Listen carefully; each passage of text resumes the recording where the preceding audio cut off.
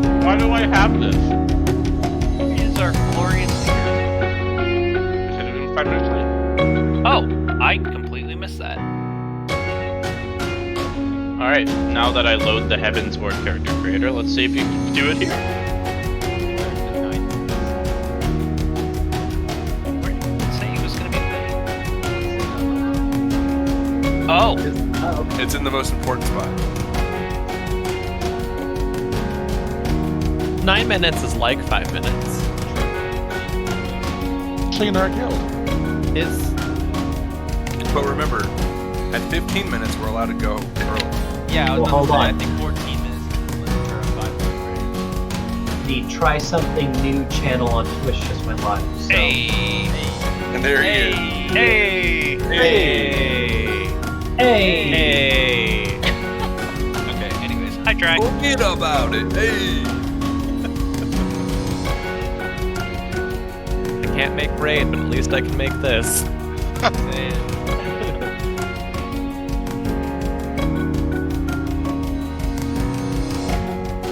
Should Zell's character have been shared to my journal of stuff? Nope. Okay. Yeah. You don't know who he is. Okay, I don't know who he is then. Ever. You don't even say his name. He's a dick. Asshole His name is over Fancy there. Pants. Fancy pants. I can't pronounce it very well. Oh shoot, sorry, I wasn't supposed to whisper. Were you just supposed to say it louder? No, I have a fan, so they're like, don't whisper. Feisty, I have some bad news. Aww. He said he really likes his PS5. God damn it. Oh, wow. He's okay. He said he'd have to be offered at least $800 to get rid of it. I'm not gonna offer No. 800. You No. absolutely should not offer $800. That's bullshit. Offer 8 because you want to offer 9. But really, what monster likes both a PS5 I know. and Yeah, you can only have $800 one. sufficient. $800, buy a GPU and emulate a PS5. Seriously. You need Yeah. 1600.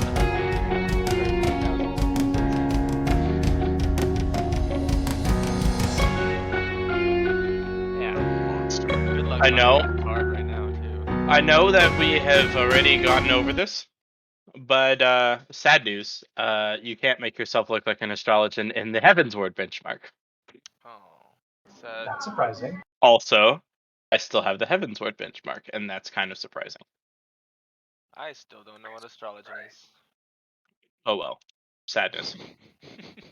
I do You have a find card funny that reader. it exists. However, You heal people with the heart of the cards. Yes, Oh, I would sure, love to yeah. play that class. Well, That's my sort class of. right there. So is my name No, Yugi? no, this is actually what it is. You heal people with the power of the stars. You empower your allies with the heart of the cards. Yeah, so you're still just Yu-Gi-Oh. Yes. It's true. Seto Kaiba. Oh, You're guys, a third-rate actually, duelist with a fourth-rate deck. I just subbed to a YouTube channel where the only thing on it is a guy who is cutting down each episode of Yu-Gi-Oh! Down to about a minute. I love it. And honestly, it's real good. Oh my god. It's like Yu-Gi-Oh! Abridged, but better. Yeah, is it not abridged?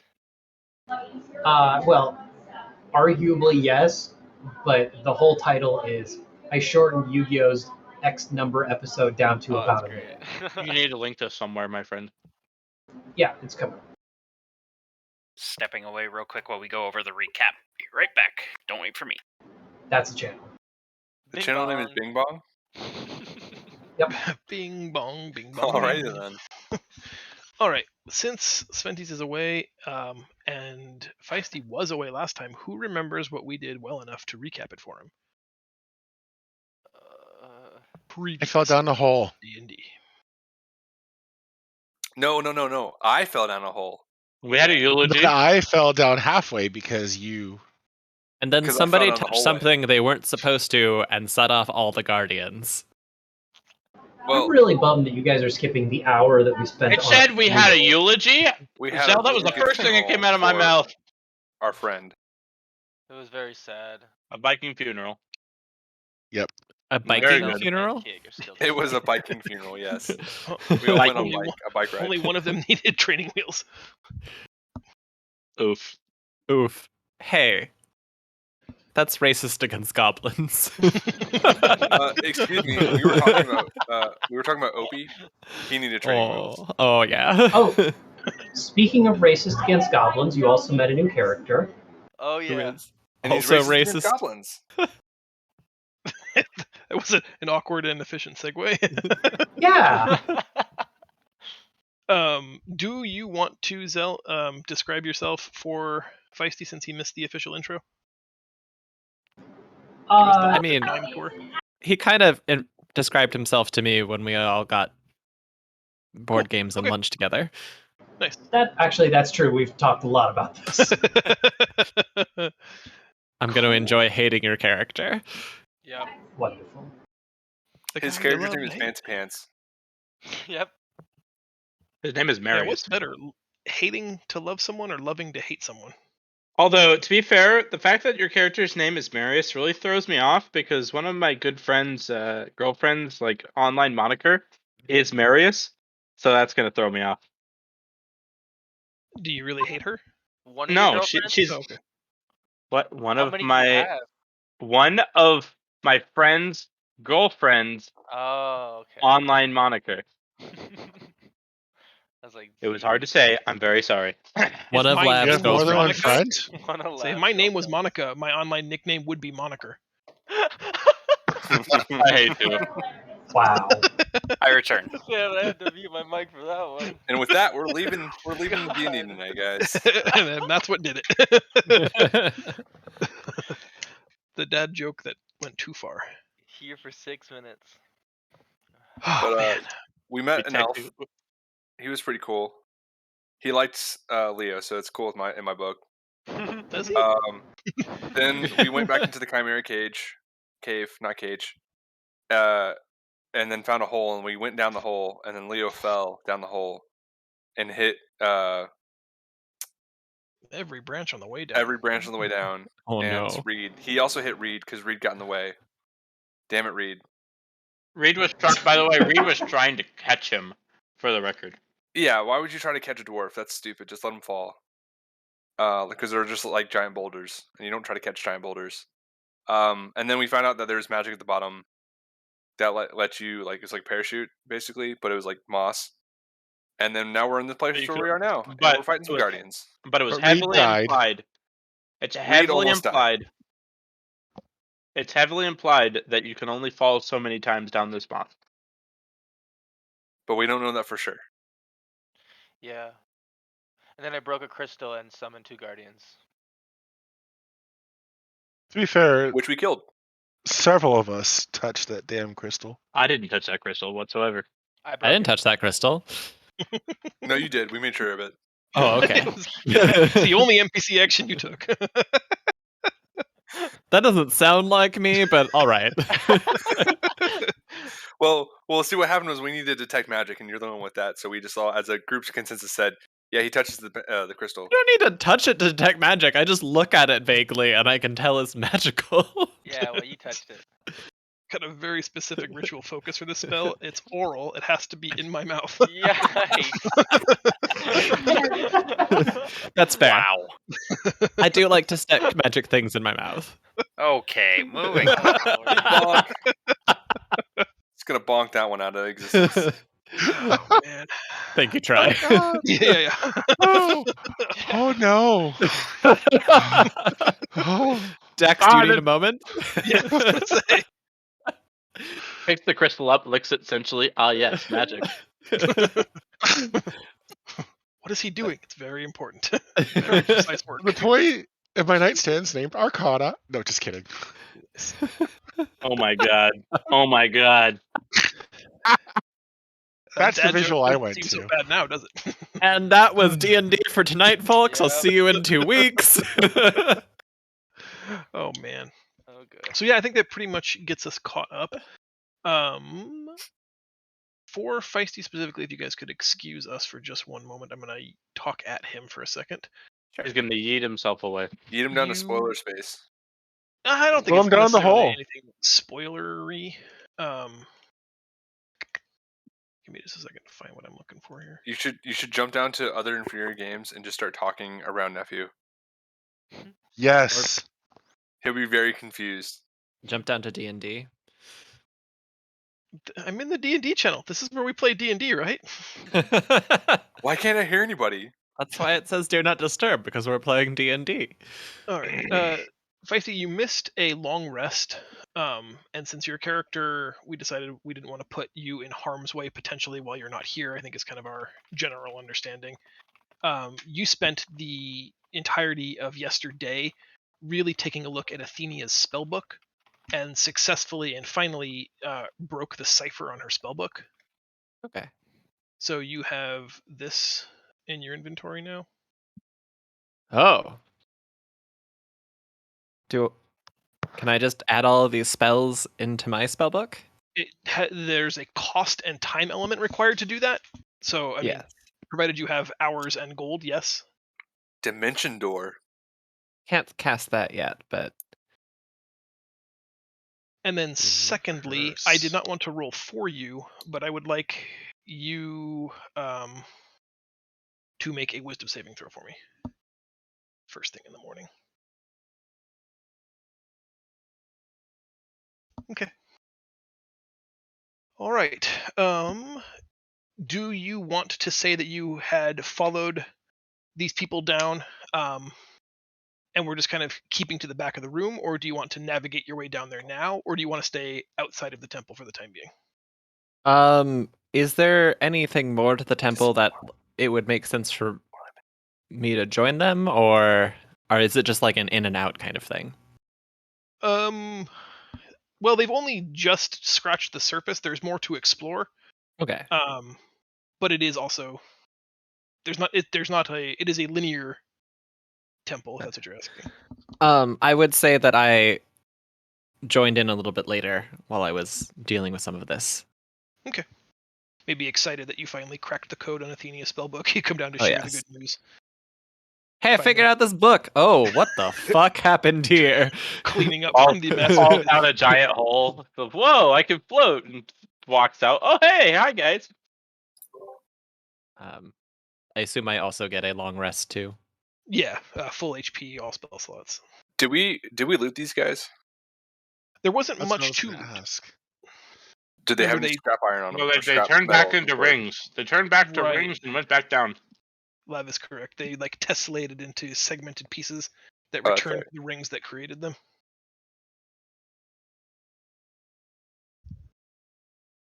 There that are was fun. like broken crystal shards on the ground from the crystal, but I'd like to gather some of those. okay. One other question. Basics. Since you were missing the last game I was at, are you tracking the party gold, or is that someone else? It is not me. Okay. Well, fuck. Was it But Leslie we who was haven't tracking it? spent much. How could you know that if you're not tracking it? I know we had a couple hundred gold at least, but oh well. I really thought that we didn't have a party goal and we were all just being selfish. Yeah, because I haven't touched my gold pieces since the last time we went to shop. And Zaz bought candy a few sessions ago. Yeah. That came out of his pocket. I know once upon a time I was given a large chunk of gold, but I did divvy some of it up. I still have like 97 pieces.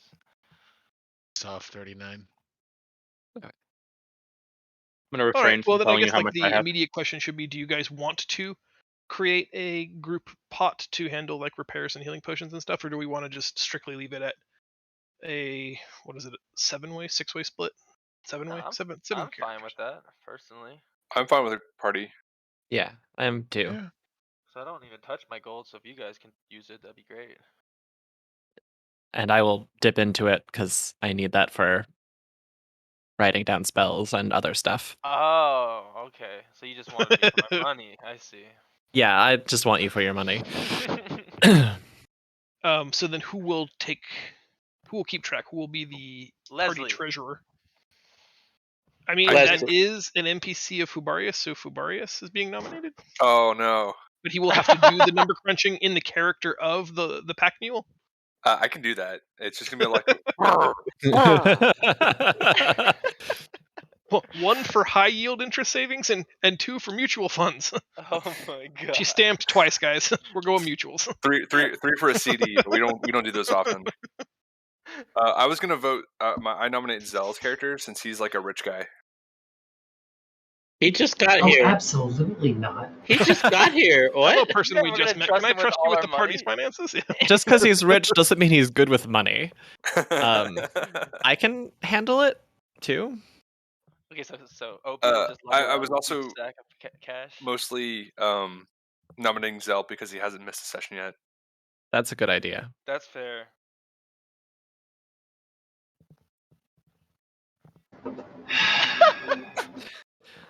You're the most reliable. All right. This is what you get. Fine. Your reliability is rewarded with more work. How much money are you giving me? All of mine. Why doesn't everyone say how much gold they have in chat, and then we can tally it up later? That's a good idea. Do we want to do it in D&D chat or do we want to do it in In Roll Roll20. Roll20 chat. Roll20 chat. Because technically that has like an infinitely archivable history. You say technically, and now I'm concerned. They Roll20, if you go to their website, will actually let you look up archive text records back. I've seen pages from years ago. Like, I would have no idea how to index that, but technically they're all saved. That's interesting. Mm-hmm.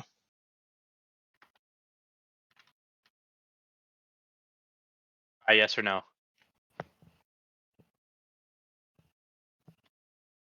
You're not Yeah. getting my Electrum. Oh, for sure. Okay, cool.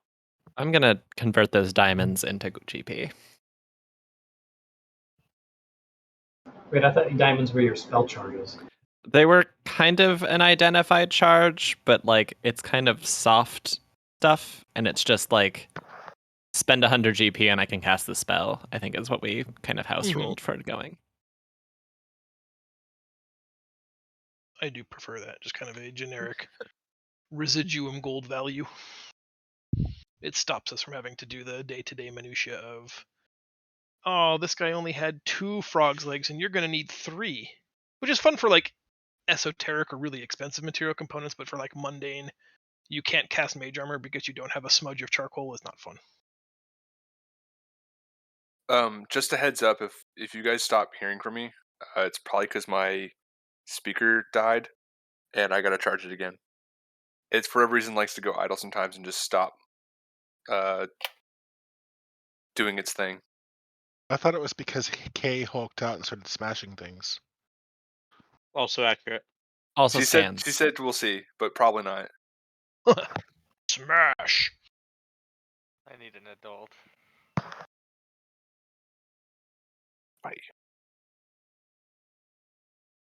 Yeah, damn, Kel seems to be wealthy. Yeah, I think we Unfortunately. decided that I guess Kel is the They're one not. holding all our Yeah, how did you get so much gold. gold?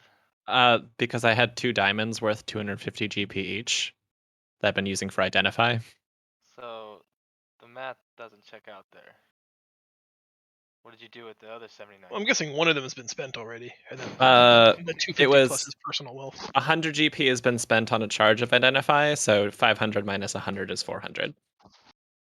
That is true. Basics calculating mind is satisfied. Yeah. Do you want me to hold on to the whole party The gold 500 instead? equals 400 when you subtract 100. Thank you, Poop. How much gold do you have? 500. 400 gold? What are we going to do with 300 gold? What happened to our 200 gold? I don't know, but that 100 gold will go far.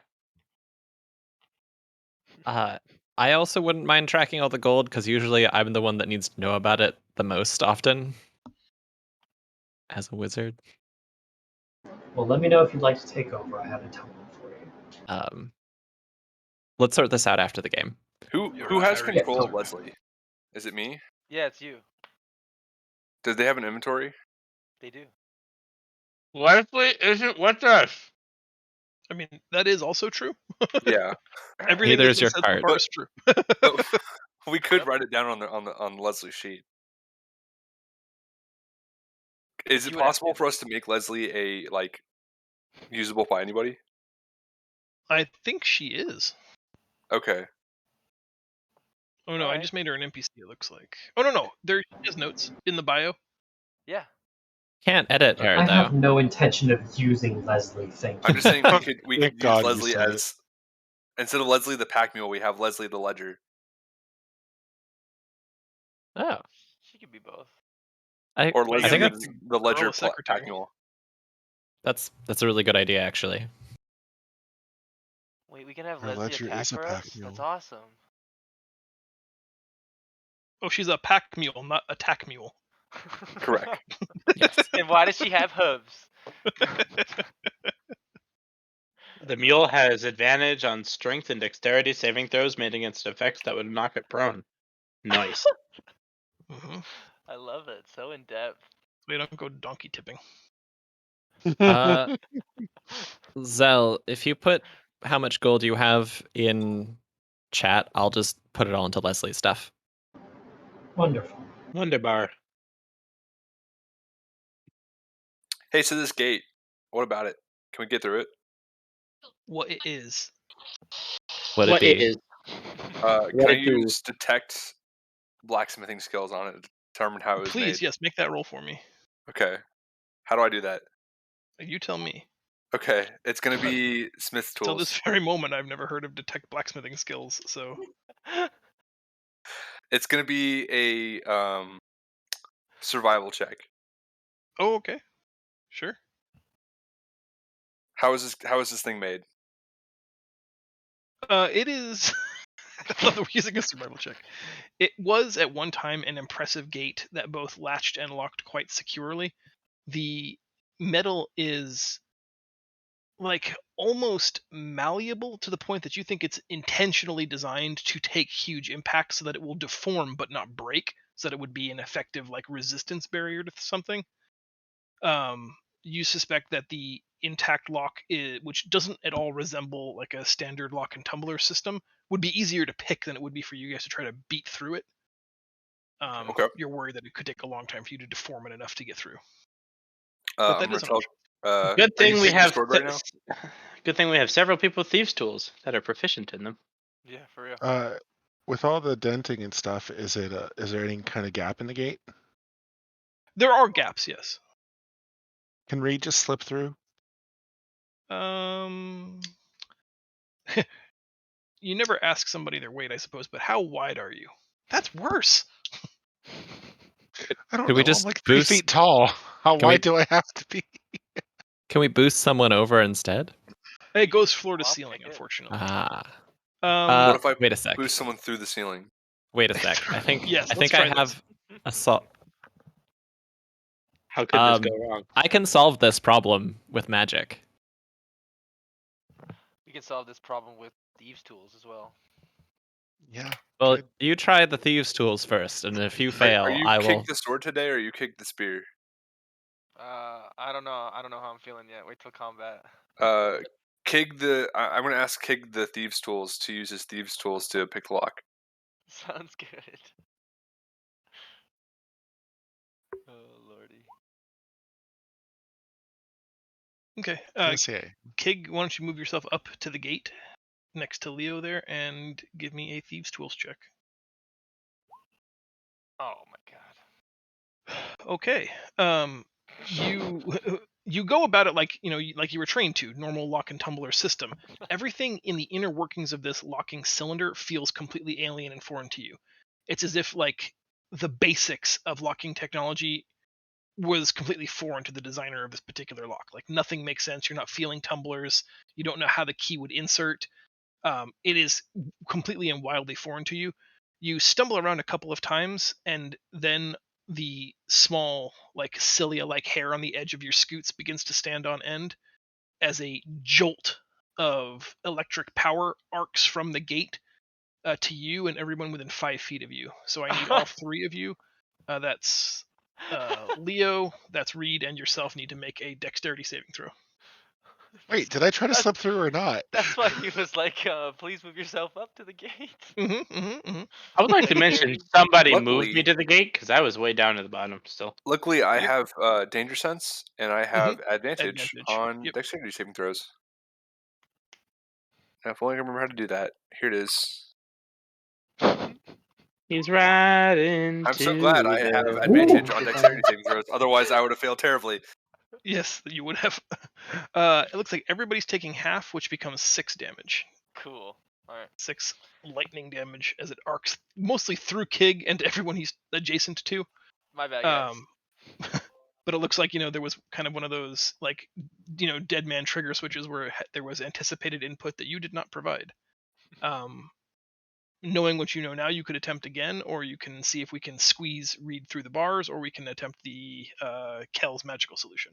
You guys talk to me. All right, Kel, you want to take a crack at it? I will happily take a crack at it. Cool.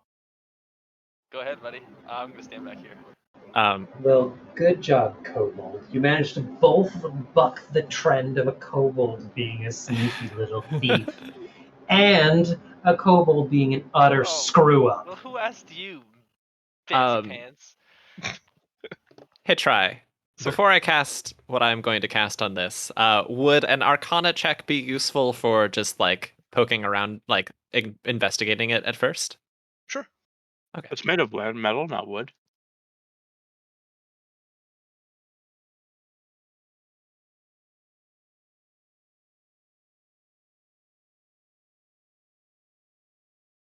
You poke around a little bit, not touching anything because you don't want to Kig it. Kick the door. While none of the runes are familiar to you, there's like kind of like how math is this universal language where even if you don't speak the same language as a mathematician, like there is something pure about the science of magic. And so you're 100% certain that the entirety of the gate is coded in some evocation school of magic. You've seen this a number of times, kind of like a ward of fireball. Just something is meant to deactivate that ward. Otherwise, any attempt to penetrate this barrier will trigger the spell. You also know that a spell like this only has a finite number of charges. So another potential workaround would be to deplete its number of charges, at which point it just remains a dead gate. I cast knock. Okay.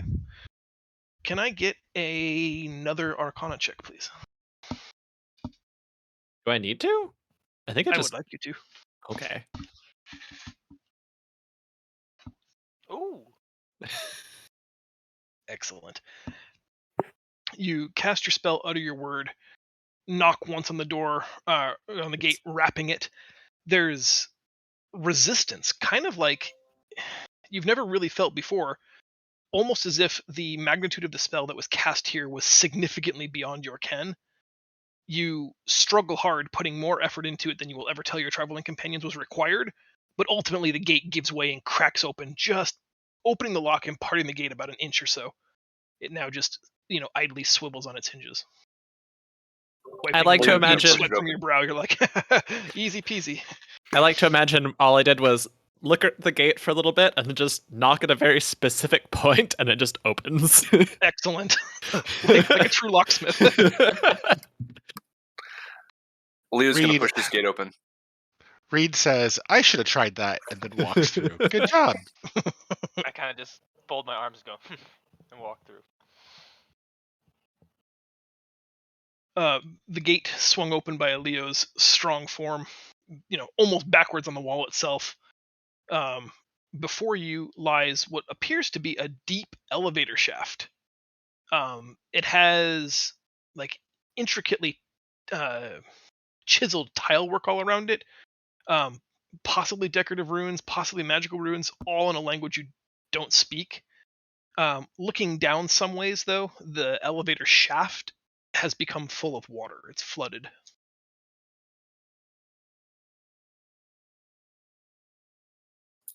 Hold on, don't let me interrupt anyone. Can the person with the ring of swimming go down the hole? Don't say it. I already know. I mean, you can could give it always- to someone else if you want. Yeah, you can. I look at the ring, I look at that. Oh, it's mine. Then you, Well, Somebody's getting wet. At all. I'd like to voluntold the goblin to go down. At some point, we're gonna get him like a little like fishing pole. Just tie him to Yes. the end of it. Bloop. Yes. Yes, we Yep. are. All right, so if you're willing, the water is up to the edge of the elevator, right? Like I'm not jumping down and then I won't be able to get back out. no, yeah, it's like in some portions, like it's spilling over, just being restrained by that kind of like collar of stone that you see. It is literally at this level. Okay. Well, Any more like any variable change in pressure, I might actually flood this chamber. all right. Well, I jump. I guess I hop in from the edge. Okay. Cannonball. Don't disturb these waters. Okay, was that something I actually heard, or was that a joke? No, that was just a joke. Okay. I like to Well- say menacing things just before horrible things happen. What? John. That's Anyways, also a joke. I'm gonna go down. Good. I'm gonna start swimming. Okay. And just keep swimming. Just keep swimming. You swim 30 or 40 feet, and the tunnel is like absolute darkness, right? As soon as you leave the shining torchlight from your companions up above, you find yourself only seeing with your goblin dark vision, which underwater is a little disquieting for you because there's no other senses for you to rely on. Normally you could hear sounds. It gives you some comfort that there is a world beyond 30 feet. But in Yeah. this icy cold, inky blackness, you're only seeing, 29 3/4 of a feet ahead of you. It's a little upsetting. It's a little unsettling. You keep moving, and then you feel a cavitation in the water. About at the 60-foot mark or so, something disturbed the water enough that you felt that wave of force wash past your small goblin frame. Looking, you see only like the bubbles of the disturbed water, but nothing else. Okay. I don't have anything for breath or anything. Should I start coming back up? I'm assuming. That's up to you. You can try to swim deeper. You can use the investigate action and try to make a perception roll to see if you can observe more clearly what was making the cavitation. Yeah, I You guess can I'm gonna run. I'm gonna try and focus my eyes to see what made the pulse. I guess. I just squint and look. Wonderful. The option where you chill and wait for the thing to eat you. We should have sent Oh. Opie down with them. Stop That trying is to true. chum Opie. All right. Investigation Yes, please. or Perception. perception. I had said investigation, but that's not correct. Jezza, you calm down like you're nimble enough that you barely have to move your fingers and toes to tread water successfully, to remain sort of neutrally buoyant in this space, and you just slow your heart so you can listen to everything, to every little tiny sound. Like you can hear air bubbles from your own, exhalation popping in the space above you, and that's when you notice that a small section of the wall down about 15 feet from you, along the outer edge of the curvature of this elevator shaft, begins to curl back, kind of like old wallpaper that's just rolling backwards on itself, and a 15 to 20 foot manta ray like wing just swooshes twice and moves a giant form off the wall. A full black shadow casting almost a 30-foot wingspan just takes one beat of its wings to move its body near you.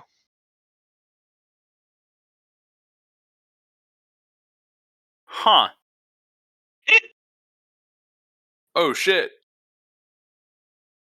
So, like, I'm assuming I'm swimming down, and you're saying like this thing was like glued to the walls, Mm-hmm. and is it looking up or is it looking down? It's looking at you now. I see. It pirouettes, kind of turning to see its paler side. Its darker side mirrored the shadow of this elevator shaft, but as it turns around, it has a soft white-colored underbelly, maybe a light baby blue.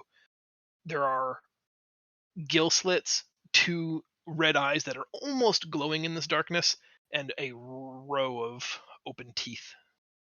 Obviously a carnivorous beast of some kind.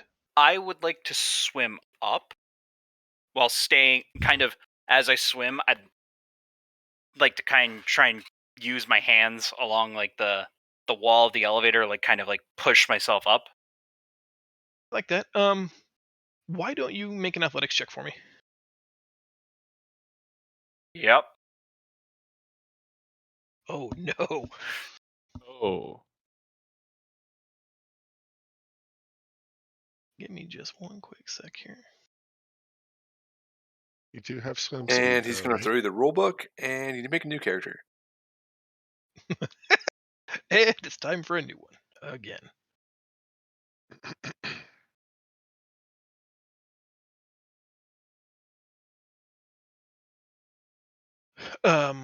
You do your best to plant your feet against the solid wall and just push off, trying to reach for the surface, scampering along. Unfortunately, it was very well designed, like probably meant to, you know, house a platform that matched that cylinder. So the walls are remarkably smooth. It's really hard, even after all of this time, to find any kind of erosion or corruption where you can get any handhold or foothold. You do your best to scramble up at it. You make the unfortunate mistake of looking behind you, and this giant, like black manta ray looking creature is hurtling up at you. It's certainly going to outpace you next turn. And to your chagrin, behind him, another second, even larger manta is coming up out of the elevator shaft, racing towards you. Let's roll initiative here. Fuck. Sweet. I'm going to move you guys to a place where you can see. But For Steve Irwin. I jumped the gun, but I rolled Fuck. really well, so. That's where you. Wow! Oh, Hey, right. what's up? Leo! What? I've never seen a 0. Oh my god. Well, I mean, I rolled a 1, Ah, and I have no. a -1 to my Yeah, initiative, so... I've seen that, yeah. I always forget to click on my guy first. Yeah, me too, sorry. I can fix this. Well, I clicked on my guy, but then we switched maps. I'm not super good That's at water stuff anyway, so this makes sense. It does make sense. You're not too good at the waterworks. No, I'm a dwarf. We're good in caves, but not in water caves. He's gonna sink if he goes in there. Yeah, we're very dense, so I'm just gonna kind of sink. Hey, you Actually, said it. Marius was telling me that earlier, that dwarves were especially dense. Yeah, you said it. Wow. Wow. Just call him a pointy-eared leaf That was a good lover. one. I'm sorry, call me what now? No, call Marius a pointy-eared leaf lover. Call him a think if- nice-eared fancy Excuse pants me. piece of shit. Excuse me, I take offense to both of those. But I'm not actually, because you didn't Yeah. say that. We do have another elf in the group, and also, remember, Leo's one of the ones that It's I true. have I'm not going to less say anything mean to him, because he actually respects me. All right. Looking at the initiative order, Reed, you react first. Since you and Leo were likely the next closest to, since you guys were there when the fence was opened, why don't you, Reed, make a perception roll for me? Sure. Do you have dark vision? Yes. I honestly don't know. I feel like halflings do, don't they? I can roll Read in one your if you like. character sheet. That's an embarrassing question that I should know the answer to. I'm like 74.5% sure. Yeah, I don't know where to even. I'm looking. It's in It the would character be in sheet. your, like, spell things. Oh, actually, it doesn't look like you do. Is that possible? Maybe. It does not look like you do. Can I roll? Perception Sure, nonetheless. All right, I'm going to roll here some perception. you can make perception with disadvantage, Reed. Halflings do well not then. have night vision. By the Yeah, way. fuck your disadvantage. Leo, you can kind of plainly see what's happening looking down into the the elevator shaft. That's basically at this point like a well of death. You see a small Jezza outracing a much larger creature behind that at this point looks like she's just the uvula in this giant mouth of teeth. Oh, no. Reed, you don't quite see what's happening, but you can feel like the vibrations from the water. Something massive is racing towards the surface. You can also see the concern in Leo's face. What do you want to do?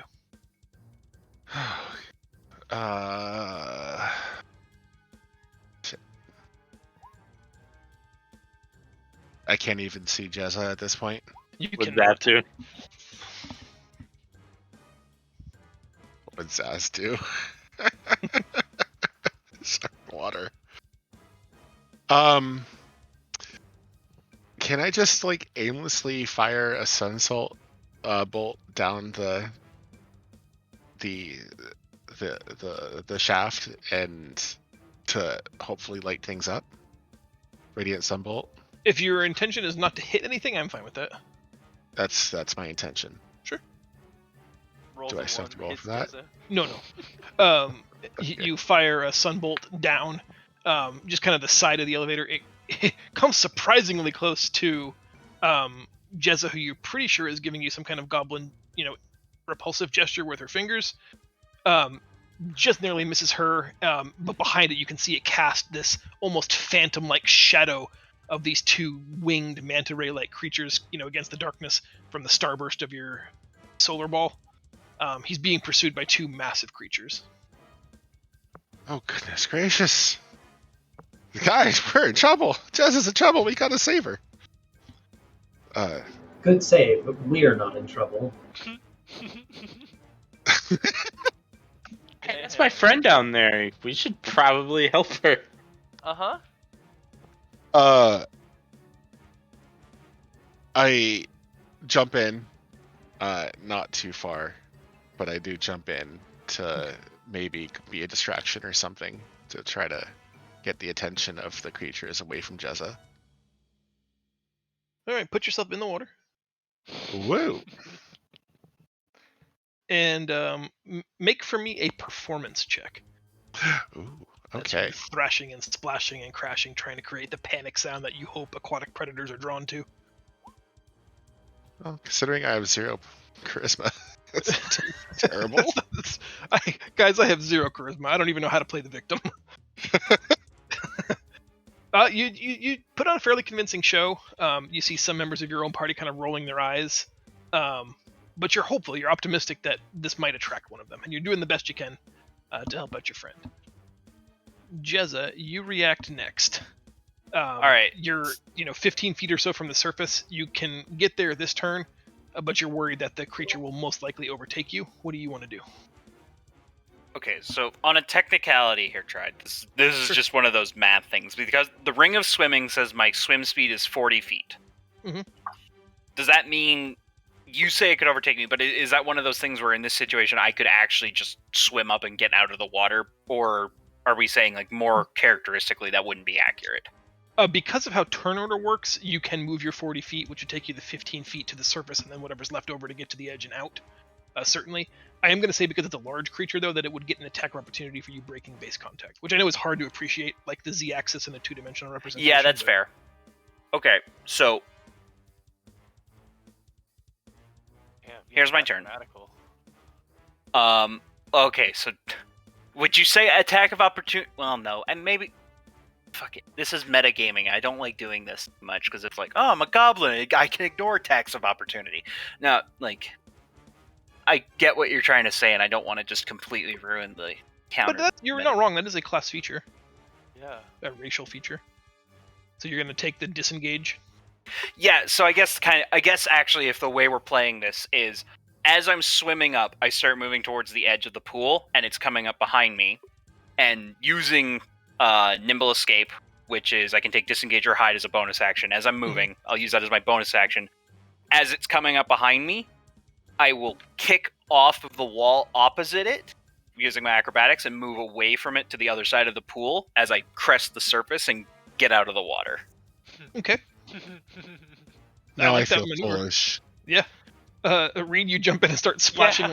like a kid who's drowning trying to dog paddle. Jezza just You hops look out. as Jezza, like a merwoman, just vaults out of the pool, handstands on the side of the thing, using her staff to pole vault over, arcs to the completely other side, lands just dripping water as she goes, just in this beautiful, perfect Gracefully. ballistic arc, landing on the stone edge of the other side of the elevator, just as this creature comes breaching up out of the water.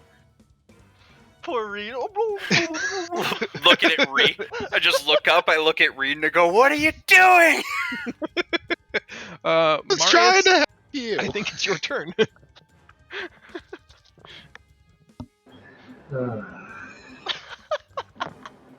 I look at the elf. I like do the double point hands at like Reed. I'm like, save him!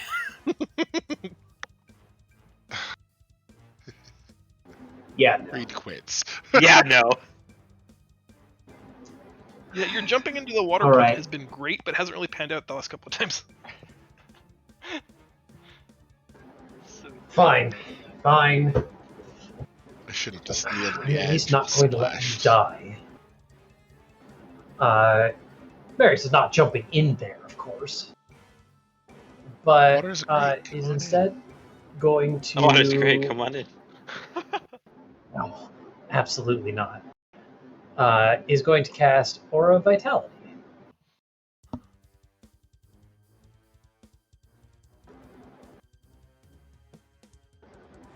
So for the next minute, every round I'm going to heal for Mhm. some.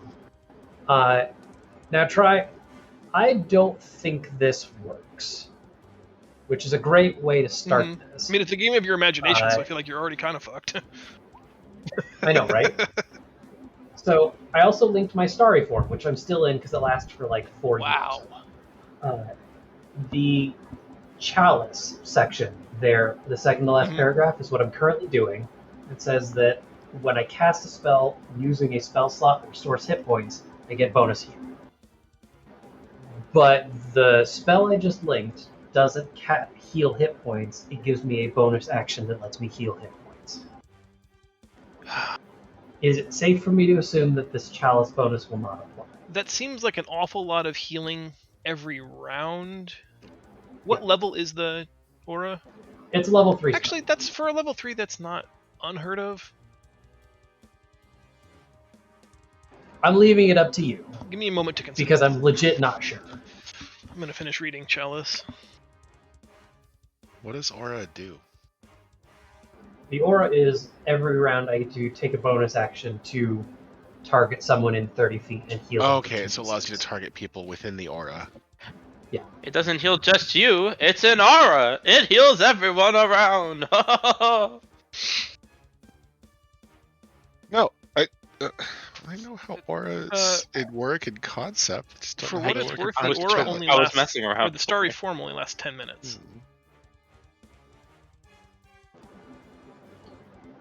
So it does. Well, that's a good thing I'm still in it from the boss I'm- fight. With the 10-minute duration, I'm far more comfortable saying that I think we can try letting it stack until something Okay. becomes more degenerate. If it was like a 4-hour cooldown or if it was an 8-hour or something, then I would be a lot less happy with that decision. But I think it's, like I said, I could be wrong and I reserve the right to change my mind later, but it doesn't seem like it's that broken or degenerate. It's strong for sure, but you're using 2 class features to create a moderate synergy. I'm kind of okay with that. To burn a level 3 spell and your twice-a-day ability to accomplish this, I think it should be powerful. Yeah, it's tight. Okay. I like to run big things appreciate by that, yeah. just in case. And the bonus action technicality, I think maybe they did that just so that like on spell or on cast abilities don't work with it, but I feel like that's chicken shit. Okay. Well, then my bonus action is going to be I'm going to heal. Nice. And Reed, you are in range and certainly in peril.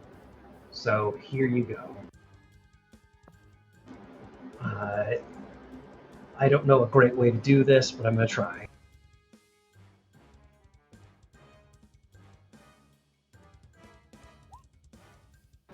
Holy crap, that worked. 16 hit points. Takes you to 40. I'll take it. Hell yeah. What does Marius's healing magic look like? Oh, it's the stars. He is literally a swirling cosmos of healing and damaging magic. And not in the sense of like, I'm a balanced druid, so I'm a chicken or I'm see-through. No, he is the cosmos. Reed suddenly gapes in awe as lights begin to flicker around him, and he sees stars radiating out from Marius. Am I And dying? suddenly his I see the distaste for the stars. elf has turned back into envy once more. He feels Parlor rejuvenated. tricks. Parlor tricks? That's some trick. Feel free to say no whenever you like, Kobold. Does Marius have any other actions? Nope, that was the action and bonus Nice. action. Reed, being as you are the only person left in the water, Yeah. Uh-huh.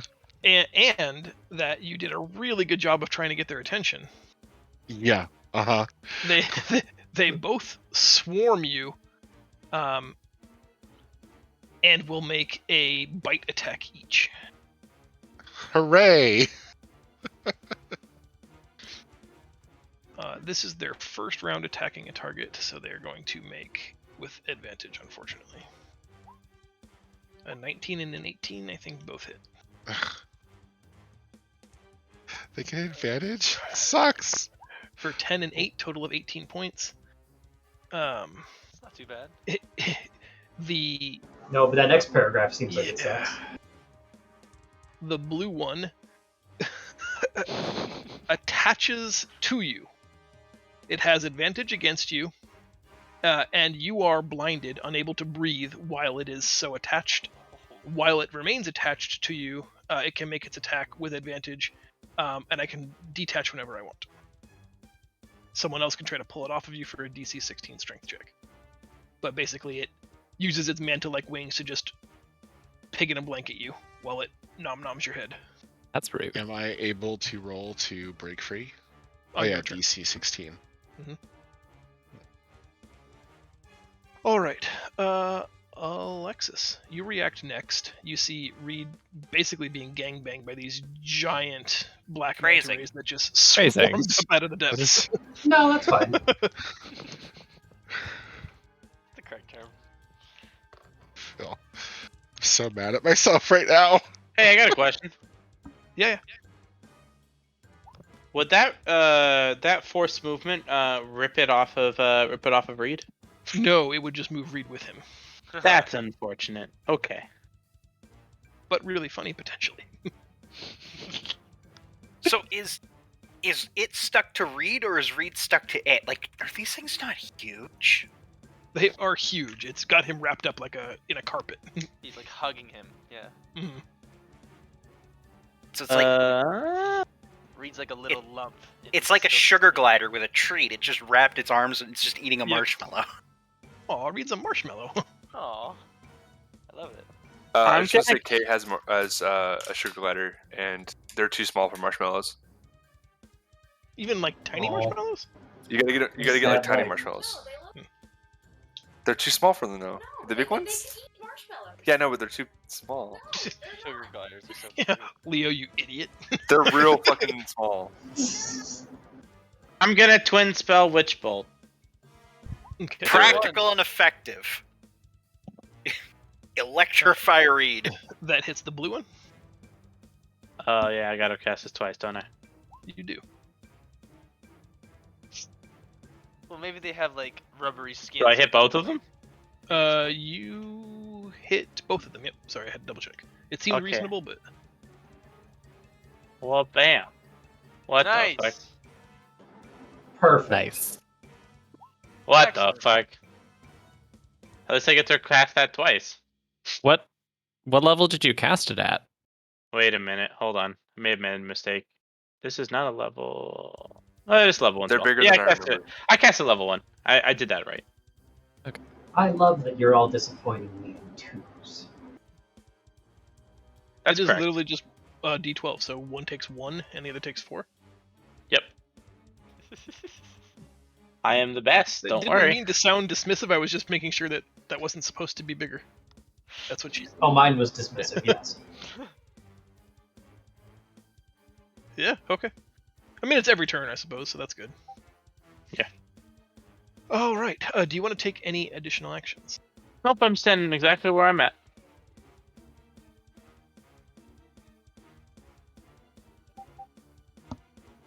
Kel, you're up. Can I See, make a who's- safe assumption that Kel, being an intelligent wizard, cast mage armor on themselves before they even stepped foot in this temple? Because you missed the early morning ritual, and that is often a spell you cast, I'm fine with it. I'm fine Okay. waiving that. Cool. I'll take that spell slot off. I'm gonna cast Toll the Dead on the blue one. If I can get a Wisdom saving throw. I has that. And Wisdom. Wisdom. 21. No advantage, but 21 was the roll. Dang. Which I guess is better I get my crit here than on an attack, but Yeah. Fuck. Well, that was ineffective. I'm gonna toss a furry Reed. Pokeball out. Bye, Reed. Ooh, Panther's a good one. Of They all don't the swim things to great, put in but- the water, you got the cat. Yeah. I mean, all of these things are not like the best to go in the water. But you A got badger the would be cat. pretty good. Okay, you know what? That's not true. Panthers are actually really agile in water because of their affinity. Because they're naturally. Because of their affinity. Imagine if we weren't in the water though and he rolled a shark. That'd be really useless. That would be funny. Land shark, kind of. It's thrashing. If you get close to it, you're fucked. I mean, he just has.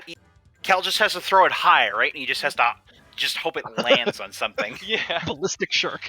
Oh lord.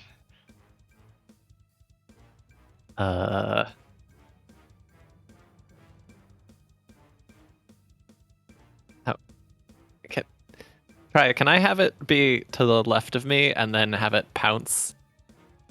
If that's okay. Yeah, that's Just, fine. just to like. He just needs a little bit of running room. Yeah. Yeah, that sounds good. This won't like be effective. It'll be funny if it works. Can you even knock something prone in the water? Oh, that's a fair question. Not really, I suppose. You can knock it upside down. But it's gonna attempt to pounce and hit with a claw. Knock it upside down, disoriented. I mean, The they- claw misses. Okay, well, that was a really effective turn. I don't do water stuff. I do dead stuff. I This don't is- do water stuff. I do dead stuff. If it was like a claw bite, I was gonna and it landed. This was going to be quite the impressive Reed taco we're building. Good God. Yeah, there's no official response from any like actual WotC employee, but I would say that unless specified otherwise, I would say that knocking prone in water still provides disadvantage for range attack and advantage for melee attackers. I would like to imagine that if they wanted the rule to work differently, they would have specified somewhere in the underwater combat section, and they do not. Yeah. Okay. It seems like silly, but Well, I'm glad I didn't waste a spell slot. is that poking fun at me? Yes, it is. all right, Kig. Alright, well, someone's gotta help out Reed. So Kik is gonna jump on top of the blue one, and he's gonna take his sword and try and dig him out. Okay. Are you narrating a sneak attack, or are you going to try to use your action to make a strength check to peel him If out? I can make that, I mean, it's gonna be a sneak attack, whatever. But if I can narrate that, because like I wanted to use my movement to just kind of vault onto the blue one, because he's not that far away, and I have enough Sure. acrobatics, if that's okay. Yeah. And then yeah, I want to take my sword to him and sneak attack, for sure. Okay. Make With your attack roll. advantage. Yeah, back tactics. Oh, God. Well, Well, at least I'm consistent. yeah, I was going to say, right down the middle as far as averages go. Unfortunately, that is a miss. Yeah. You do just like the panther, and you took a running leap, maybe inspired by the panther wanting to spool up a little bit, but similarly, there's just like that little bit of deflection from the depth of the water, and you miss him completely. Can I use my bonus action to get out of there? Yeah, you can disengage as a bonus for sure. Sorry. Bye, Reed. I'll try again next turn, bud. Leo. Good. Is it my turn? It is Leo's turn. Yes. Okay. All right. So I have two actions I want to do. I don't know which one I should try first. Sure, Probably- Leo. Sorry, What's can I up? interrupt here real quick? Yeah, go ahead. Sorry, Go one for thing. it. Go for it. Try. There's audio on the stream, right? I just occurred to me. I don't know if anyone's checked or if anyone's watching, but I want to make sure there is. Destiny's watching it downstairs, and I can hear it. I think still echoing. Cool. Yes. Foob, go ahead. Sorry for interrupting. Awesome. No problem. Yeah, I I'm still going to don't use know my what Discord spear is as a doing. lifesaver for Reed. Can I You're throw gonna- my spear near Reed, have him grab onto it, and then can I pull him out of the water? He's attached to the thing. Yeah, he's like enwrapped. He's Oh, he's enveloped. enwrapped. Kind of enveloped. Yeah. Dang. And you drag the big thing Yeah. out of the water. Can you pull him out of the land? Yeah, and can we Can I just beat pull? on it? Can I? Okay. Can I spear Pee him? on him. I Can I didn't mean spear read. the eel looking thing, eel manta ray, and pull it out of the water with the spear attached still? Oh Um, no! Oh yes. that's a very interesting application, and I want to see how this happens. So I'm gonna say maybe. Let's see Okay, what happens. so Roll your dice. maybe we should go for. So maybe it's a thing where if I hit, I can trade damage points for like pulling them out. Maybe. Let's Or just how do you wanna do roll this? the dice and we'll see. All right, cool. I'm just gonna. I'm real angry that they did this, so I'm gonna rage and I'm gonna throw it at them. Okay. And it's gonna be a reckless throw. That is going to hit blue. Cool. Roll damage for the spear first. Nice. 13. Oh, but you used your bonus action to rage, so you can't use your bonus action to recall the spear.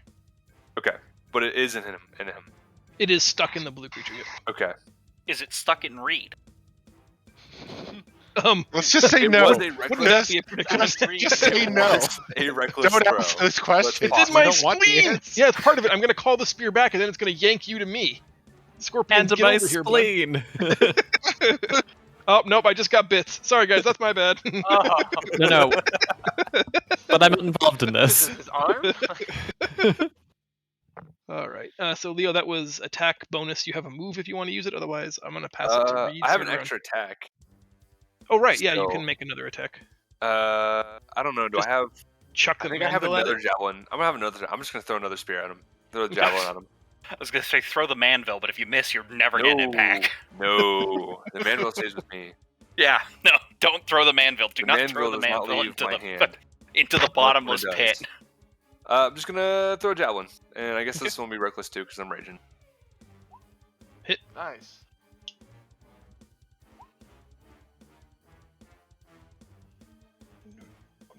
Damage on blue.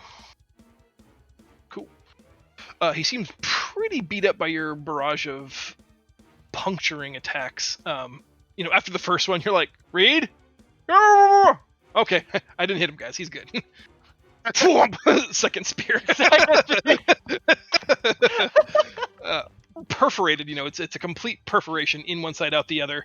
And like as the skin is drawn tight around the small reed shape, you can kind of clearly see where he is now. So can everyone else. You can almost see like the vague distortion of his face as he's screaming against the leathery wing of this manta ray. And Reed, it's your turn at the start of round 2. Poor Reed. I start with the strength save, right? If you want to use your action to try to strength check to get yourself out of it, that's an option, or you can try to attack it. But if I attack, it's at disadvantage right now. Correct.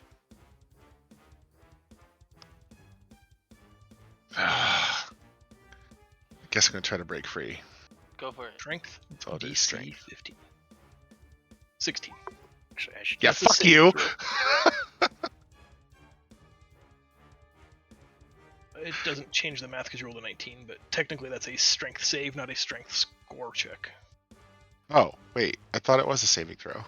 No, you're just making a strength ability check. So you would be looking for Oh. the strength number, not the saving. Like I said, you roll a 19, which by itself does it. So you're gonna tumble and writhe free of the creature, kind of stepping on its head as it's trying to bite you to finally get yourself free of it. So now that I've done that, I am going to take my bonus action to spend a key point and disengage because fuck this shit, I'm out. My panther. This shit, I'm out. My panther.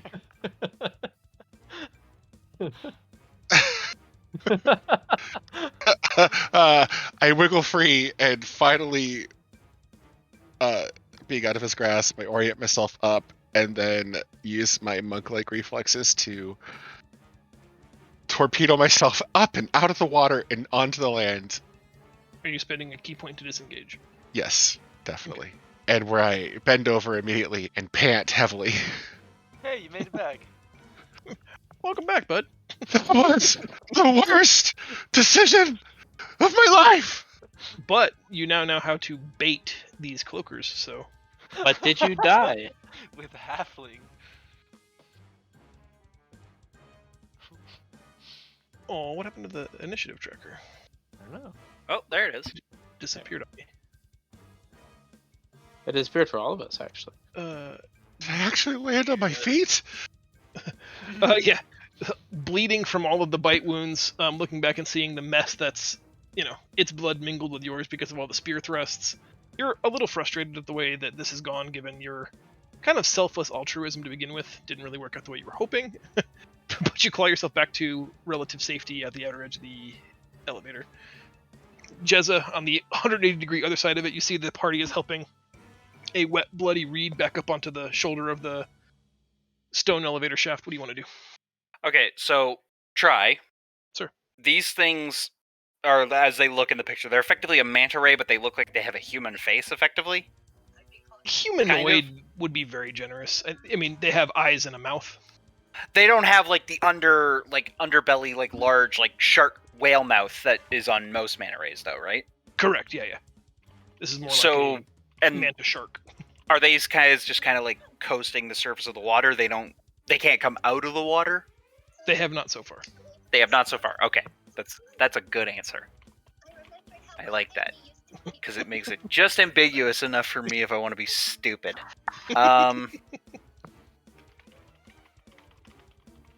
No. You know what? No, I'm not going to be stupid. I'm just going to walk around the elevator. 1, 2, 3, 4, 6, 7, 8, 9. What is this, serpent? I'm just gonna take a leisurely jog around the edge of the elevator, and I'm not gonna do anything. I'm not gonna go in the water. I'm just gonna look at him. Okay, keeping an eye on him. Like it. I like burrito. Yeah. Yes. Yeah. It was funny, Zal. Good job. Well done.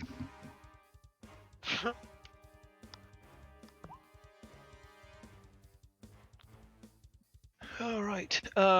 Marius, the next initiative falls to you.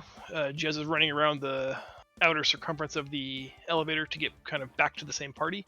Is there any action you'd like to take? Goodness, you lot cannot keep dry and safe, and I have to babysit the lot of you. The lot of you. I look at I'm a cold. Marius incredulously.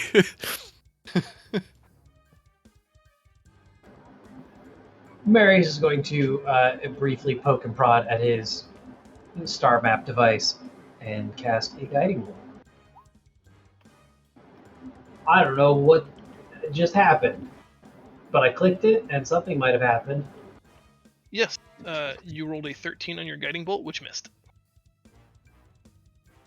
Good job. Yeah, that's fine. You bolt out a little. I was trying to just quote it, but that's fine.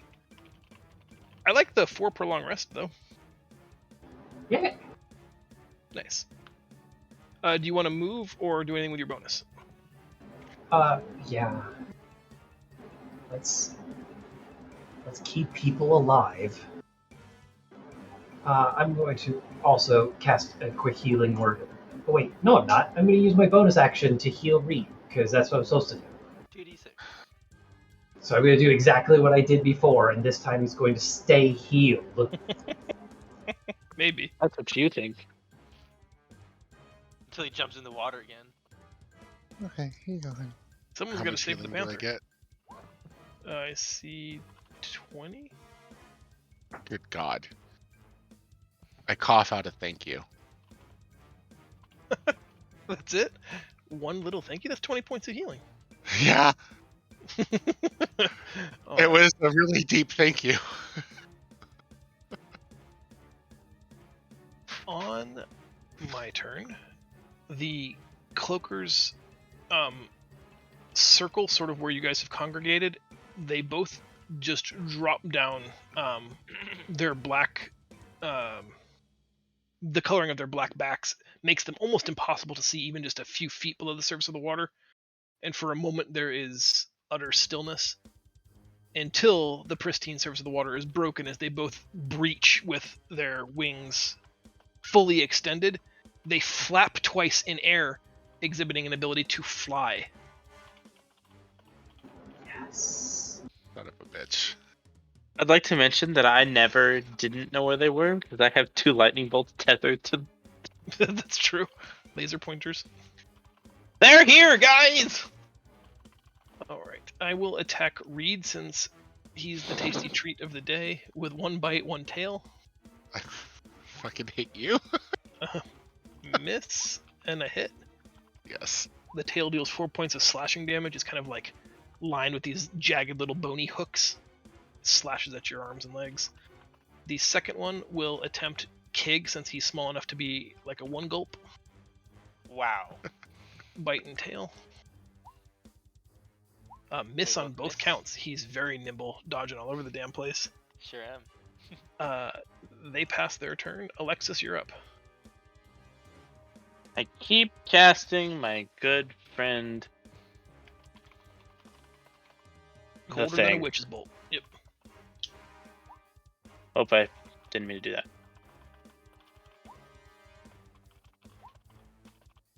Hey, I did more damage this time. Is the 2 to the blue one? I'm gonna go with yeah. Okay. I have returned to what appears to be a travesty. They can fly. Oh, Hell, great. it's your turn. My turn. Yes.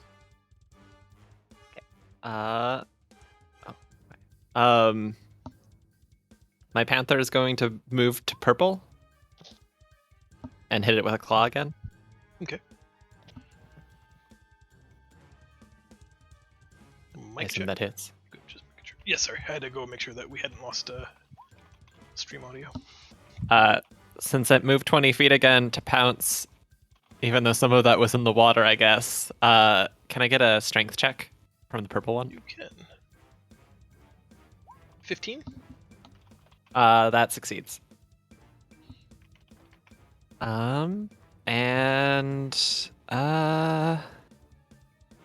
Do you got this? Do I need to like step it up a little?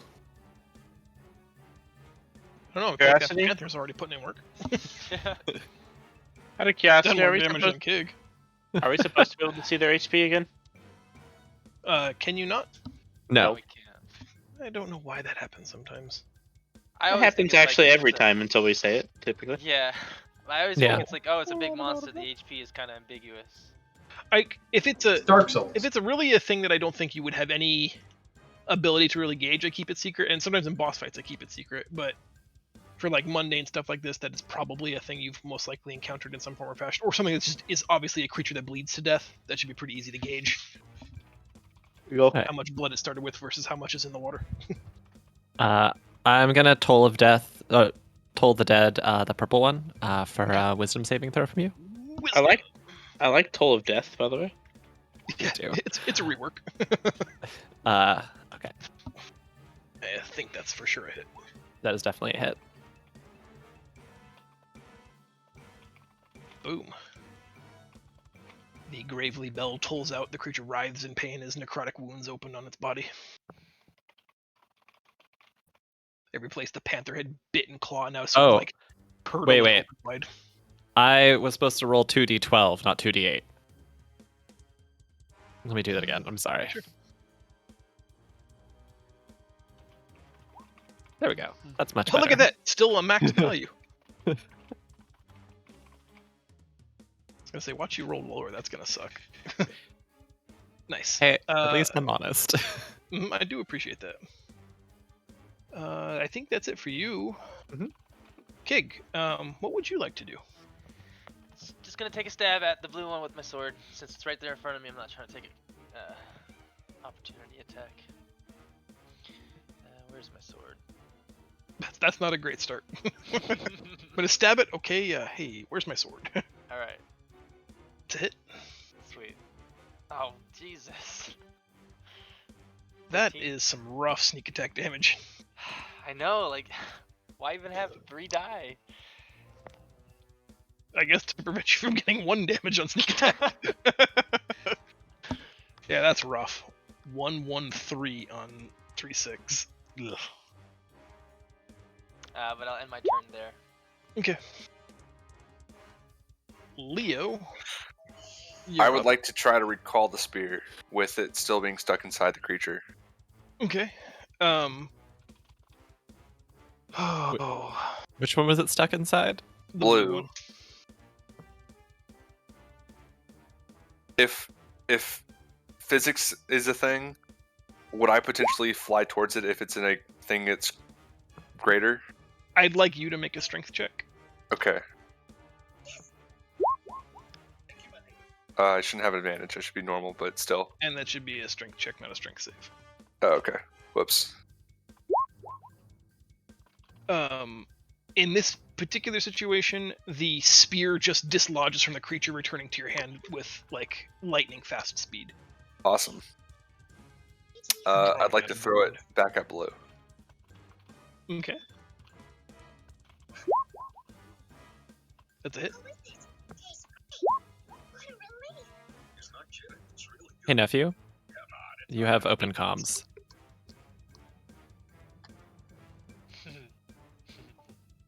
All right. See ya, nephew. And then as my extra attack, I'd like to yell obscenities at it. Okay. But also, I have. I forgot. I'm also doing ancestral protectors on it now. Okay. So there's a bunch of things that are just taunting it. A bunch of dwarf spirits. Your mom's such a hoe, they call her the blowfish. That kind of thing. You're not going to Yeah. hit it with a manville? I don't think I'm in range. Can I? I mean, it's all up in your business. Oh, then I'm definitely gonna hit it with Manville. Manville's taking a full swing right at it. Damn. Just gonna Manville right now. Its face off. Oh, That is a hit.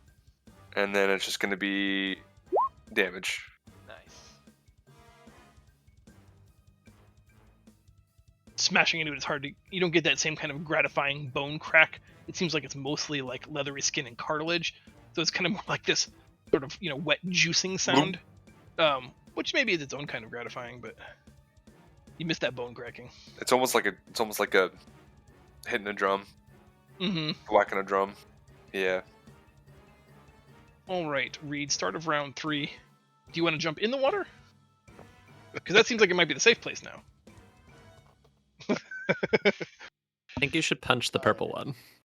No, Reed, feeling his own kind of enraged after being burritoed by one of them, and then finally breaking free, and then having the audacity to attack again, is furious, and he attacks purple. And it's like, with his fists glowing, he just does one unarmed strike after another. It's gonna keep able to do that. Hit, miss, crit. Do you want to do the crit first, because that might, depending on how you roll, be all that you need? Oh, sure. 4 + 1. 9 damage isn't enough to kill him outright. And then let's roll on our table, which I have to get open. Give me just a moment. Did not think about that.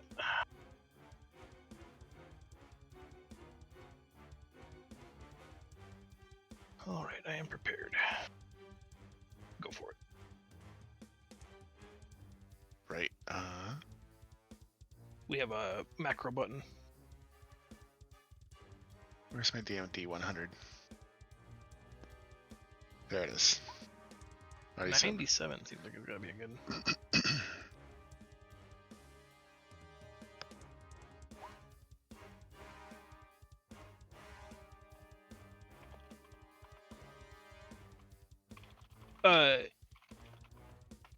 Hold on.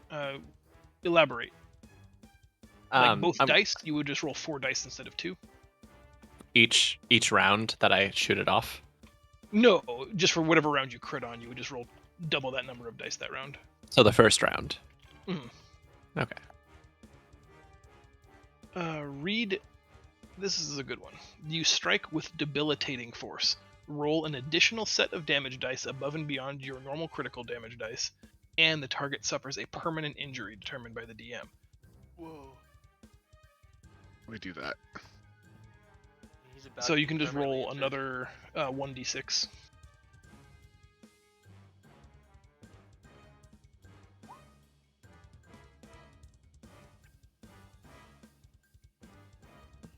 And then I still have one more hit as well. Oh, you have all of the other hits, so you still have the 20 and the 14 to roll damage for.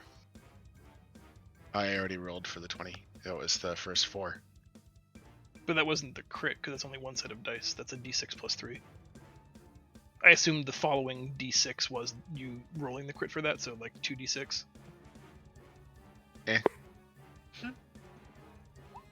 Whatever you say, sir. And that kills him. The horrible beast lurches at you. Its intention, I think, to swallow you whole again, maybe even burrito you. But you punch it repeatedly in the, like, what would be the creature's solar plexus if it were a humanoid, which seems to have a similar effect because it like lets loose this gut retching, like it sounds like a sick walrus kind of sound, and its large barbed tongue comes spewing out of its mouth. You grab it by the tongue and just shatter its skull with one final punch. You hitting it so hard though, its tongue rips out of its head, just left dangling in your hand. Put it in your pocket. Oh, look. A souvenir. And I keep the tongue. Nice. I Oh, thought was it Reed where you punching the punched. purple one? Yes. That's what I was going for, yes. Oh, that's Oh, if it's not dead, never mind. Screw that shit. I'm just keeping everyone honest. I'm sorry. That Well, was that's so good. epic, though. No, that's good though. Still, Reed, because you can then put some permanent injury onto this one because he actually has HP. It doesn't put your crit to waste, The crit table. I do like ripping out his tongue. That could be a permanent injury. Yeah, we'll narrate the actions happening the exact same way, and we'll give this creature's bite attack a disadvantage. Because it's hard to want to bite stuff with like a cut, bleeding tongue in your mouth. Bite him, Chief. I don't wanna.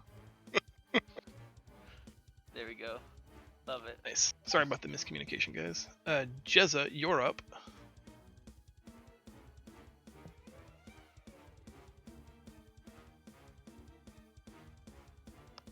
Can you guys hear me? Yes. Okay, just making sure. Yes. Hello? Hello? Hello. Am I back? It's your turn. Hello. Okay, no, sorry, my Discord was Hello. like cutting out completely on latency there, and I wasn't sure if it was my internet or if it was Discord or something in between. So I'm just gonna kill a bunch of stuff that I have running here real quick. Okay. So blue and purple are both flying, correct? They are. Okay. Unfortunately. All right. I think if I grabbed purple by the tongue and swung him into blue. How Can I big take are back? the Can I do that instead? try Sir. wingspan? How big are these things? Almost 30-foot tip to tip of wing. Just the tip. Very big. Thank you. That's huge. It's a manta ray the size of a small whale. That's what they Mhm. said. Okay. That's what they said. I would like to get up onto this. I'm assuming this little ring here of the elevator is slightly elevated terrain. It is, yeah. All right. Maybe 2 feet. How high are they in the air? Just high enough to be able to predate the people here, maybe 5 or 6 feet tops. Oh, that's not very high at all. Okay.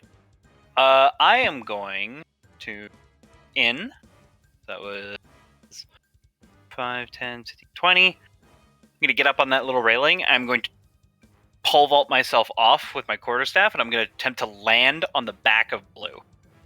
Okay. What do Using you your require? if you want to try to make it a special attack, I'll let you roll athletics. If the athletics check is successful, you'll make your attack with advantage. If your athletics check is not successful, you'll be making the attack with disadvantage. Or you can just narrate that's what you are doing and take it as a standard attack. Nope. We're gonna make the athletics check. I'm gonna live horribly. All right, let's do this. Character sheet. Why is it always athletics? Reminder, there's still a spear of Tirad sticking out of this thing. Which is what Jezza sees at the very last moment, vaulting down on this very sharp point, has to make a last-minute abort, kind of turning the graceful landing into like an emergency tuck and roll. Your attack will be made with disadvantage, unfortunately. All right, I'm just gonna give it a normal 2 swings with the quarterstaff as I fumble down. Both are hits, so oh no, disadvantage, right? So 1 hit, 1 miss. No, 2 hits. I was right. You rolled big on his other ones. Yeah. That Just other not one was to a be crit. deterred by anything. The 16 one, the other one was a I crit. see that. Yeah, 29. That's awesome. All right. Jiminy Christmas. Well, did you do enough damage there? That is a lot of damage. I'm the only guy who took a +1 weapon at the beginning of the campaign, and it is showing such dividends. Yeah. It was a good choice. Yeah, Jezza, despite nearly impaling yourself, you managed to turn adversary into advantage, and you beat the shit out of the thing on your way down. It's not your most graceful landing, but people are impressed. You've shifted the entire creature in air almost back into the water with the ferocity of your strikes. Oh, it's still alive. Okay. And I am somehow out of the game. Oh. Oh. Yeah, you just disappeared. Hopefully, I'm immediately logging back in. Yep. No. Yes. That was fun. Hardcore parkour! Alright, Marius, it's your turn.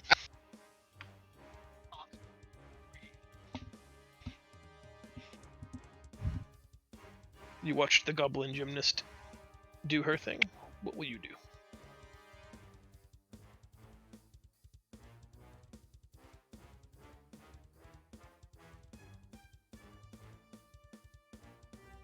Is that my audio? Or did No. Zell not there? Okay. No, I can't hear So, Zell. Oh, Zaloon. I'm sorry. I specifically heard you say it was Fubarius' turn. Oh, Mori. I mean, I can't take my turn. Oh, Fubarius and Marius. Yeah, that's gonna be interesting. okay. You've for done Marius. this Sorry about well, that. sir. This is all you. I said M as in Mancy. Him, as in Well, Manvel. Yes. Marius is going to leave everyone else to do all of the fighting and knows what they need of him. So he's going to summon a crab. What? He's gonna summon a what? What? Crab. Oh, crab. I thought you said Kraken. What is it, like the I cancer also heard crab? kraken. Oh yeah, it is. That's tight. Holy crap, that's so cool. Nice. is that ghost crawler? Yeah, it absolutely is. His name is Salty, Hi, which Salty. I've been spending the last 5 minutes looking up the word crab in other languages, and that was the best I that's could find. cool. And the verbal component of the spell is saying the words, "You've got crabs." Ew. Snip, snip. Verbal thing is snip snip. Yeah, I love crabs. So, when you step into the crab space, he Oh heals you. my god. So you guys should consider doing that. Yeah, Alexis. And as a bonus action, I'm going to pulse the Aura of Healing again. And I'm going to spread that around this time. So 2d6 is going to go to Leo. And the rest of it is going to go to Alexis? I'm bad at names, but that's who's set Yes. for me. If you Yes. can give me another 10 hit points, that'd be great. You don't need I'd be it. at the nicest number possible. 69 yeah. Step again. on the crab.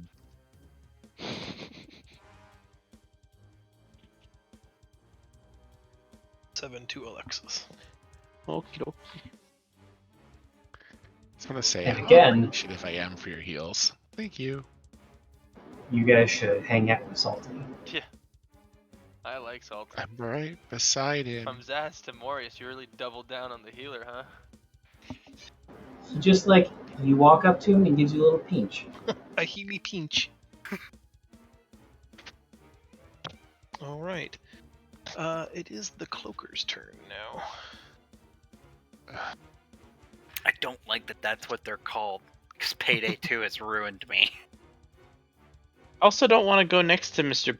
Pinch Master 9000 because Mr. Master with 9000 definitely puts me in attack of opportunity of this other dude. You could go right next to Morius and be hit by that corner piece.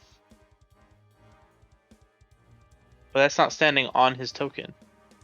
You have to be on his token? I thought you'd have to be next to him. He definitely said stand on the crab. Who are you attacking, John? I'm attacking basics, or sorry, Kig. Yay! I believe both of those hit. I'm gonna do a spirit shield on him as a reaction. Oh, Ooh. what does that do? I'm gonna roll 2d6, and you're gonna take that much less damage. Nice. Okay, so I take 12. And it's gonna be 3. That was So a that terrible first roll. one. Thanks. So the bite deals 9 points of damage, and He also was this purple or blue? that was blue. Blue. Okay, he's also rolling disadvantage because of the ancestral spirits. Thank you. No, not damage. God damn you. Bite would be the other attack roll. It does not hit. Okay, so just the tail has to be rolled again also. Does not hit. Hey, I did it. I did a thing. You did do a thing. And then make sure you don't check your spirit shield off, because I don't think you would want to have casted that. Correct. And purple will attack Reed, I think, still. They're not intelligent, Yeah. so... Thank you, Leo. Thank you, Leo. Bite and tail. Can't let him hurt my friend. At disadvantage for bite. Why for Because disadvantage? it's missing a tongue. Oh, that's right. He's True. missing Hell a yeah. tongue. The permanent. Still injury. hits though. That's so cool. So 14 points of damage, and you are burritoed again. Okay. I will spirit shield that one. Gonna spirit shield him for some of that damage. Sure. You want me to re-roll again? Or use that one? Because it was so shitty, I'm gonna say yeah. Okay. It's no fun to Nice. roll a 1 in. Nice. Still One shitty, better. but a little less shitty. One of them is almost a 6. I like So it. Reed, you get 6 of those back, so you're only taking 8. Nice. Sorry guys, I had to disappear for a second. One of my cats escaped. Oh no. Did you get Oh him? no.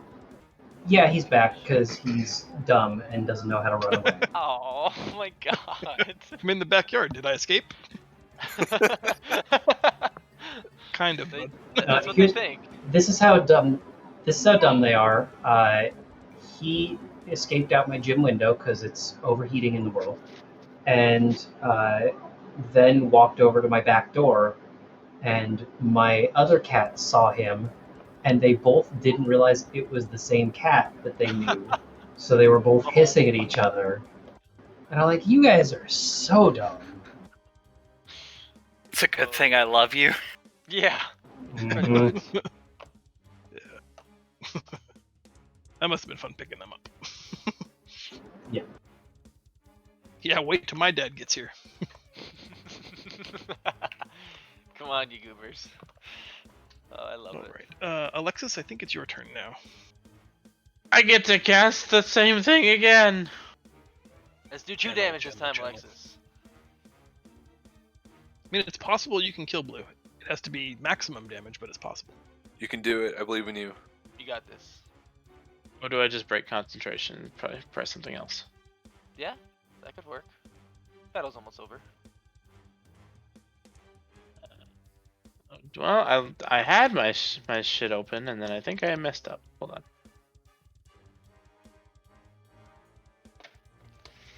This is weird. What? Is Chrome acting weird for you again?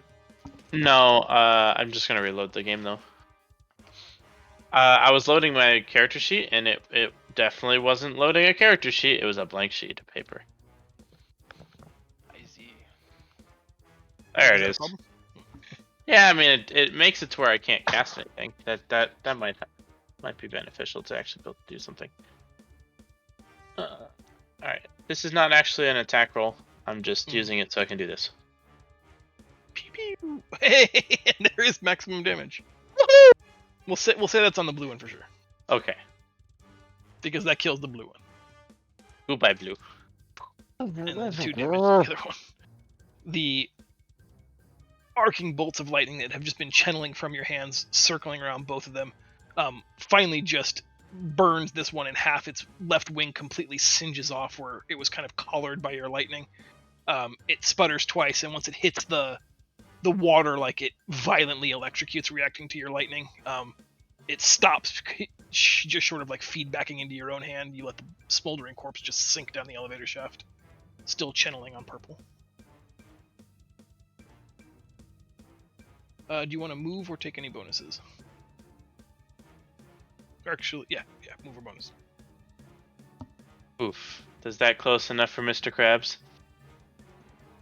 You're not wrong in that it does say whenever it enters his space. Yeah. I'm not getting closer to Mr. Krabs. I'm stopping. Okay. Can you feel it now, Mr. Crab? Oh dear. Kel, it is your turn. Wisdom saving throw from the purple one. Purple. Blurp. 10. 13. And the panther's gonna try and bite it. That's a hit. Come on, Panthro. Hey! Panther bites him to death, finds his jugular, and just tears it out. Good job, Joe the Panther.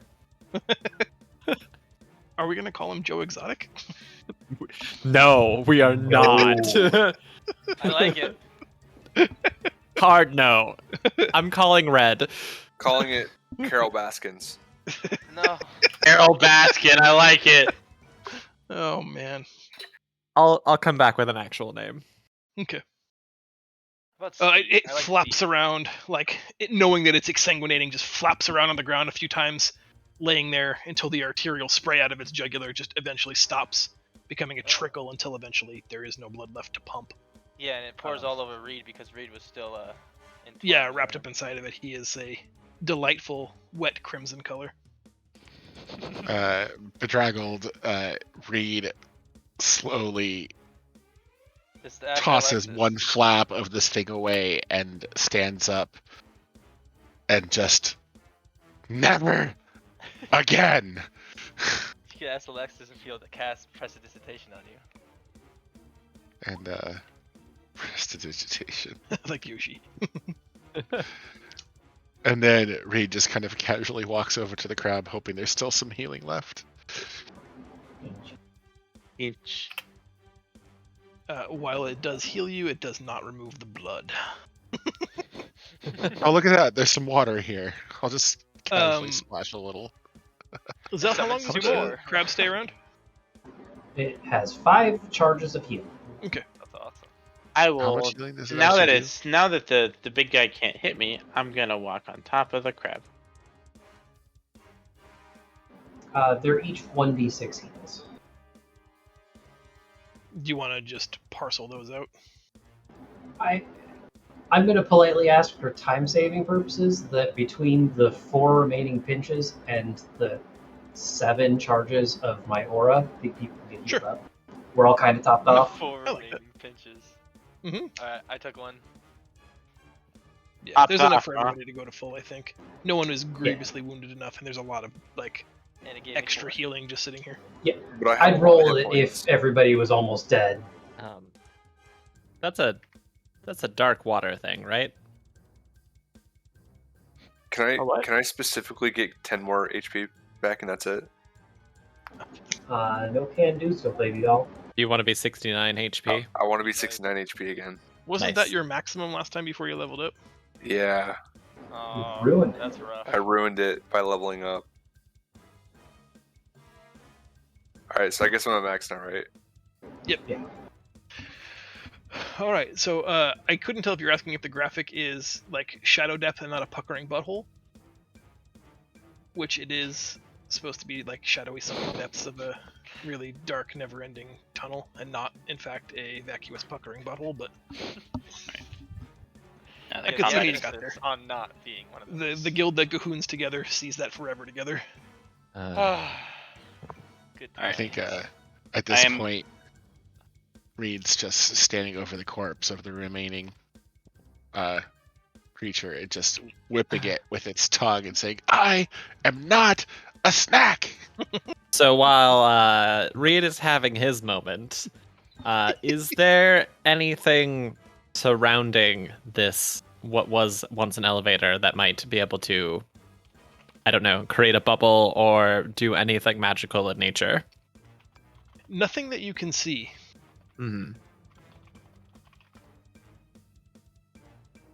Jesse, you want to go for a swim again? Yeah, that's what I was about to say. Let's throw her back in. And now that it's totally safe, probably, you can go back for a swim. Do you know that? Well, I think John knows. do you- yes. do you want to give the Leo, ring to someone else? No, because in the weird situation where you go down there, you become fish food. Well, I guess you have volunteered to go back in there. It is No, kind of how poop. that accidentally worked. Okay. We have water breathing, right? No, like we have a spell of water breathing or something. We did on the ship a long time ago. Yeah, that was that. Right, that was. She's dead, Yeah. and we If stole. you her wanna, if you wanna give me 3 hours and some amount of gold, I can fix that for you. You should have No. learned it from her when you had the chance. I do have her spell book. I can learn it. It just Oh, yeah, will take me that's 3 one of the- hours and some amount of gold, and I will permanently know that spell. Well, hey, I just want to say that it's 7:50 and we haven't taken a break yet, and I kind of got to use the restroom. Now is a good time then. As we Yeah. decide how to proceed with the elevator shaft, let's take our 5. Thank God. Awesome. Be back Thank soon. God. All right. See you guys in 5. Yes. Be back.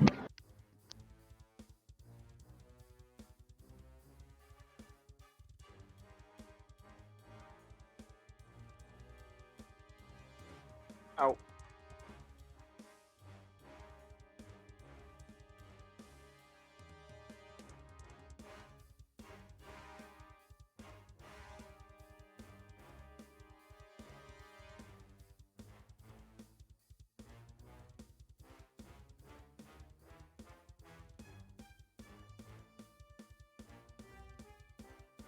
Oh, it's 6 hours.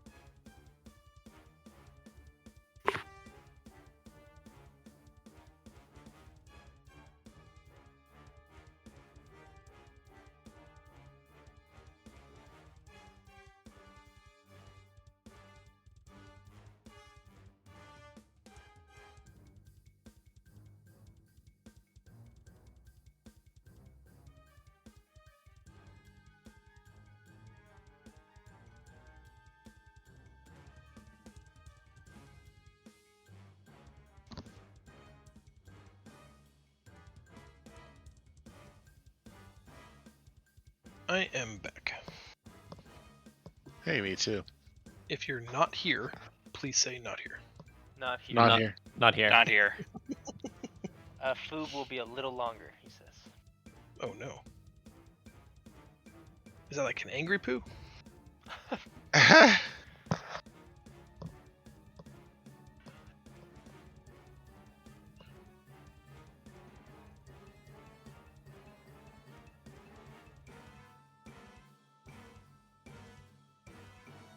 No, who left?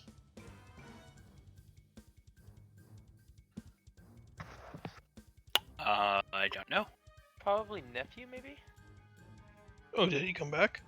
Yeah, he Yeah, he came back. rejoined immediately after he. I'm guessing he Yes. just fixed his. Mike. Hot Yeah. mic situation.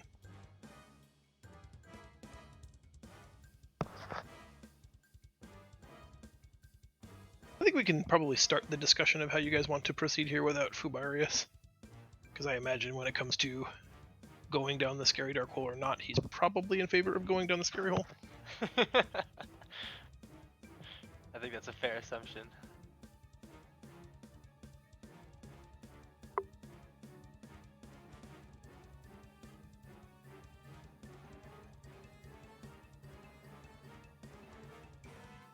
So, I mean, I like the easy option is the obvious one. yeah, agreed. I don't see what else we could do here. We could just, turn back. He's like, now we Giving didn't up find is anything. always an option. Yeah. Tell the lady on the island, nothing's down there. Nope. Mhm. Don't You worry. found alternate dialogue text. Nah, bro.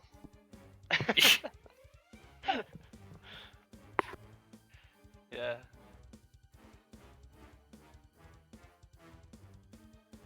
Hey, while we're down here, is there any interesting plants that I might recognize that I could take advantage of using somehow? The only thing that appeared even remotely organic besides the creatures you just killed was that, fungus, like, that lichenous material that you found before, but that seems more magical than it did organic, and it is entirely alien to you. Would it have been reasonable to, like, retroactively say that I maybe took a small cutting of some of the fungus at the edge to hold on to for later?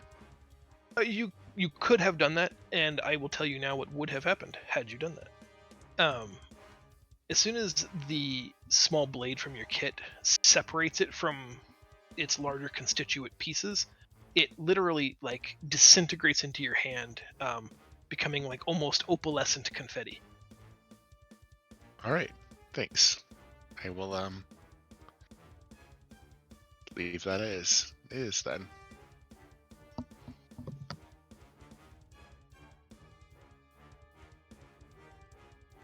There doesn't appear to be, as Kel looked at, no obvious like call button for a magical elevator. There is no scuba tanks, so this might have to be done the hard way. We're gonna have a really wet goblin on our hands. Yep, I'm sorry. it's fine. Reed's not inclined to go back in the water anytime soon, but he does kind of stand at the edge and wash himself of all the blood after he's done taking his rage out on the dead creature. How long are we gonna let him punch the dead thing? As long as he needs. All right, so the plan is to send our depth-finding Jezza down. Yep. Unless she wants to slip that ring off and give it to someone else. Nope. My shiny. All right. I think you should like casually offer to give it to Reed, and Reed goes, "No." All right. I mean, So- otherwise we can drop Opie down. But Opie isn't with us, I think. I am back. Welcome Sorry back. about that. That's okay. So I approach the edge of the water and I just kind of like take my foot and I just kick at it and I just look down. I'm just making sure it's like there's nothing else moving down there. So far, there is no reaction to you kicking the surface of the water. Seems safe. Yeah. All right. I dive in, and I just start swimming down. You swim 30, 60, 90 feet. This is deeper than you were before. This is where you initially were kind of ambushed. Right around the 100-foot mark, there's a broader sense of light and space. Your 30 feet of dark vision show you that this section of the elevator shaft has been like ruptured. It's been breached and is open to like just the broader sea. So whatever outside edge of the building this was has been compromised, and the shaft itself was exposed to the sea, and it filled this up. Okay. So these creatures probably just found a nice, sweet, dark place to sleep, and you interrupted that slumber. Yeah. So they're probably naturally from the ocean. Mm-hmm. But at this fracture in the wall, 20 feet below, making the shaft about 120 feet long, you can see a bottom. Do I see anything at the bottom? Or There is. I'm sorry. Go ahead. Should I get closer, or what can I see? Yeah, probably so. There appears to be a path, like a singular, unilaterally directional path, heading north from the shaft. If you want any more than that, you'll have to touch down. Okay. How long did it take me to get down there, Try? Would you say if I don't come back up, I'm gonna start drowning, or? No, less than a minute. Okay. Swim speed of 40. So well within your ability to hold your breath. Yeah. I don't know. I can do like 1 minute 10 if I'm lucky. That's not even accurate. I cannot hold my breath for a minute. What the fuck am I talking about? As a human person, it's harder, but as a D&D character, you get 1 minute per Constitution modifier to a minimum of 1 minute. Oh wow! I actually didn't know that. That's cool. So I have 1 minute. You get 1. So it is tight for you, yeah. Okay. Do I see anywhere that I think would be an air pocket? Are you going all the way down to the bottom? Yeah. You can see a source of light from ahead of you. As you touch down on the surface, there's this, maybe 10-foot wide, 30-foot long corridor that seems to be angled up like a gradual ramp, like a very subtle incline. And above that, you see what almost looks like shallow water and some kind of illumination beyond that. All right. I would like to swim towards the opening, but I would like to gently crest the surface of the water with just my face, just so I can get a breath, because I don't know what's making the light. Okay. Just pursed lips through, sucking in just old, ancient, stale air. It almost makes you gag and cough.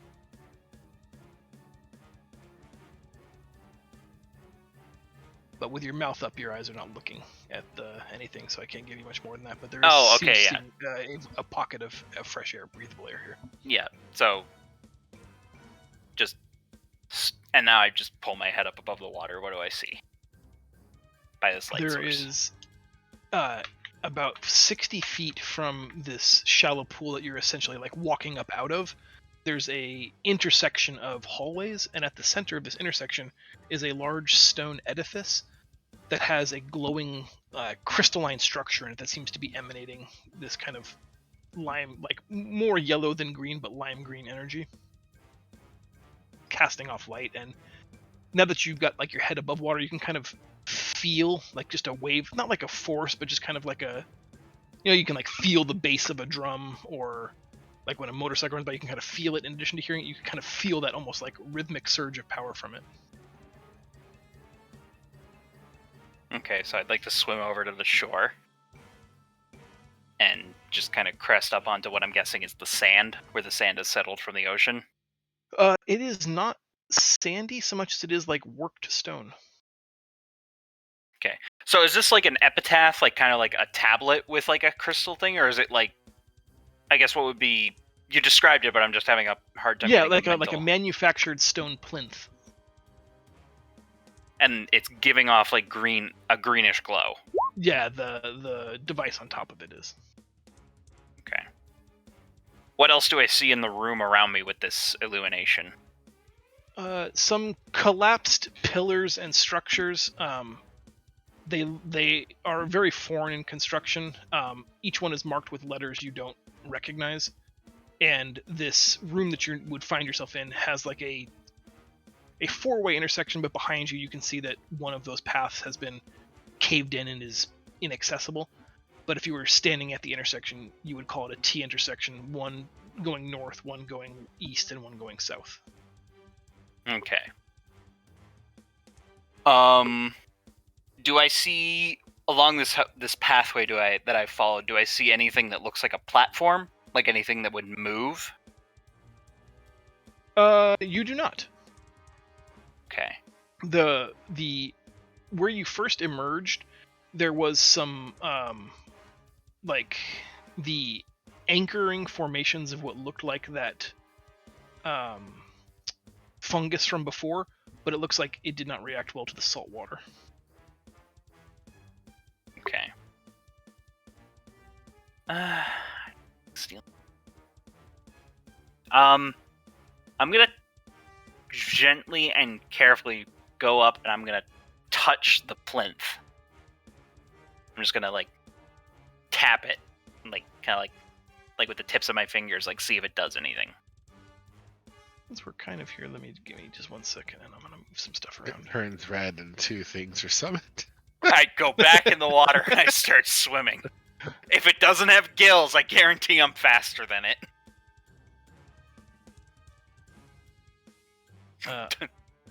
That's when Try breaks out the constructs that turn into torpedoes. Yes, right? I'm going to... Give me just 1 second, I'm sorry. Oh, it's alright. I was taking up much time. I think this is going to work. I know no one else has made the swim down yet, but I'm going to move everybody here, because narrating this is a lot simpler. This is a slightly larger map than normal. Can you see where you are, Jezza? Yes. So I'm assuming I came out... Okay, so this is... You've come from here. Oh, okay. Well, yeah, okay, I came from that direction. Is this one of those radial darkness things, like I can only see based on angles? Correct. Okay. Alright, so... in the room, you touch the device on the stone plinth, and there's like a small ting, like it's reacting to your touch, but not in a kind of like a meaningful way, more just like, like when you touch a smart tablet or something, but nothing's like, there's no interactive program up. It's just kind of acknowledging that it's being touched. But you notice that it creates like a ripple effect of energy, showing you a dome in this area, possibly even a full sphere of this lime green energy that was previously invisible to you until you sort of, skipped a stone across it, so to speak. This seems to be what's holding the water at bay. It's created a pocket where it's creating breathable atmosphere. And so there is water above me. Yes. Yeah, you've got Like about a 10-foot ceiling, and then maybe 5 feet above that is just water being compressed against the stone by the power of this device. Okay, so I'm in a structure, but water has completely flooded the structure. There's basically just this circular dome. Correct. Okay. So if the dome goes away, the water floods the structure. Okay, got it. All right. I'm not going to touch it anymore, because as stupid as I am, I'm not that stupid. And I'm going to go back, and I'm going to head back out, and I'm going to make a mad splash, I guess, for where everyone else is and tell them what I've found. And then we'll figure out a way to get everyone else down here, I guess.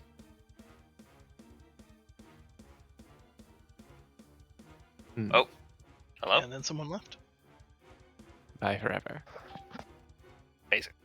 Nope. I'm still here. I suspect that one of the magic users might be able to figure out how to work that and maybe move it.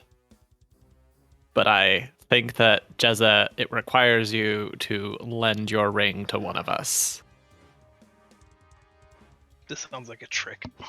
It does. It does. I will. Do you want collateral? I will trade you my bag of tricks for your ring temporarily. I take off the ring and I give it to Kel and I say I want it back. Okay, as long as I don't die. Nothing else because Zaz likes it. I'm gonna swim down to the plinth and poke around at it without Okay. touching it or just investigating it. I think Jezza should play with the bag of tricks and start summoning things randomly while you're away. There are only 2 charges left for the day. Yeah. Maybe Jezza doesn't know that.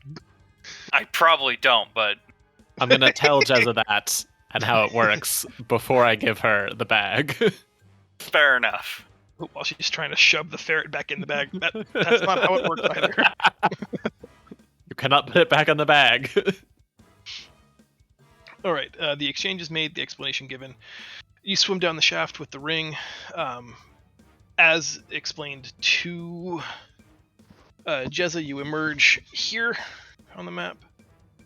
All I see is blackness. Oh, because you're not. You have no dark vision. I speak the command word for my gem of brightness, which just makes it a light source. Maybe you can see through your kitty. How do I fix that so I can see? I'm gonna do that right now. Is the gem 15 or 20 feet? Let me check the journal.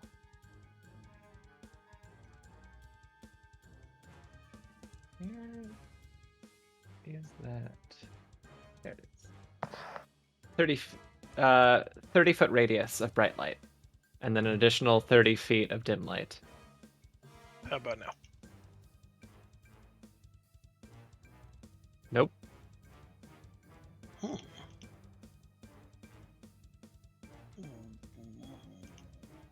Oh. How about now? Yeah, I can see that. I didn't check that you have vision. That's an important step. We all have vision. Mm-hmm. Y'all have As- eyes. As stated this area? before, you see, yep, and then hang a right. This is the area where the collapsed pillars are. There's lots of intricate scroll work on the walls, indicating, or written in a language you can't even begin to fathom. It doesn't even share similar characters to any language you are aware of. There are portions of it that look almost Elvish, but they don't make any Elvish words. What about Undercommon? No, it's even farther away from that. The closest language that you can compare it to would be Elvish script, but Okay. the letters don't make any sense. The plinth, I assume, is this thing in the middle. Can I do an Arcana check to sort of investigate it? Sure.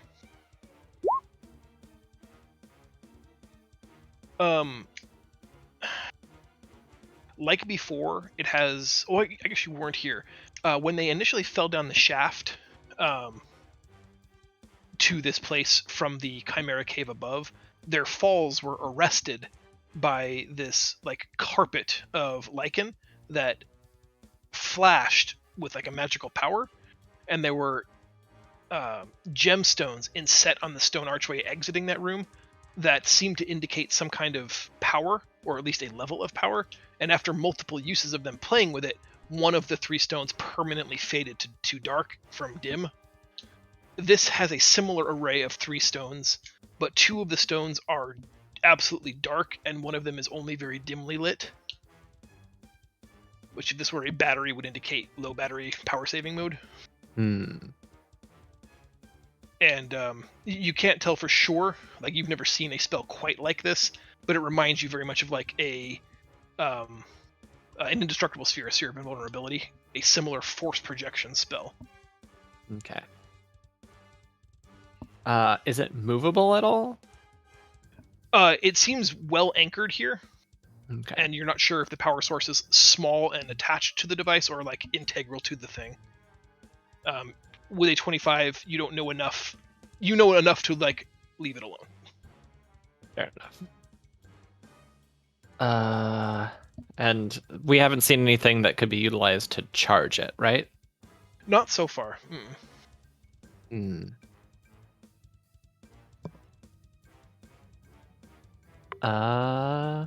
Fuck.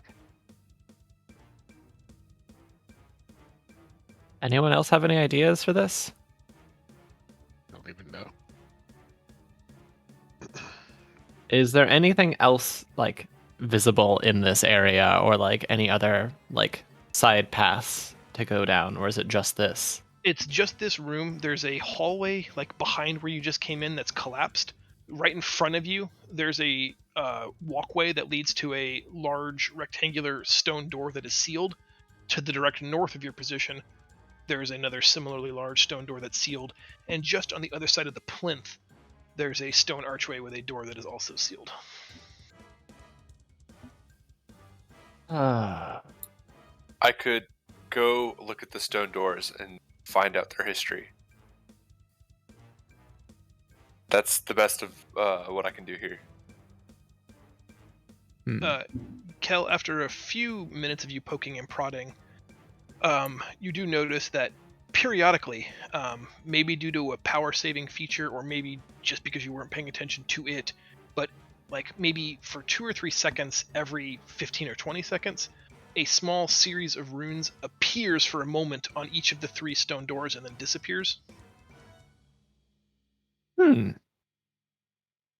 Do I know what the... Do I recognize the runes? They vaguely belong to like an ancient Elvish letter set, but they don't mean anything to you. They're nonsense, almost letters. You know, it would be like an upside down R and a backwards P. Like you kind of recognize it like that. I think I know what those are, but I have no idea what that means. So to help nudge us in a direction, Alexis has some experience with a language like this from the library that we researched, or there's always the brute force magic of something like comprehend language.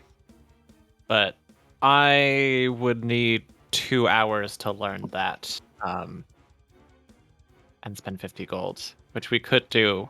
But let's have Alexis try this instead.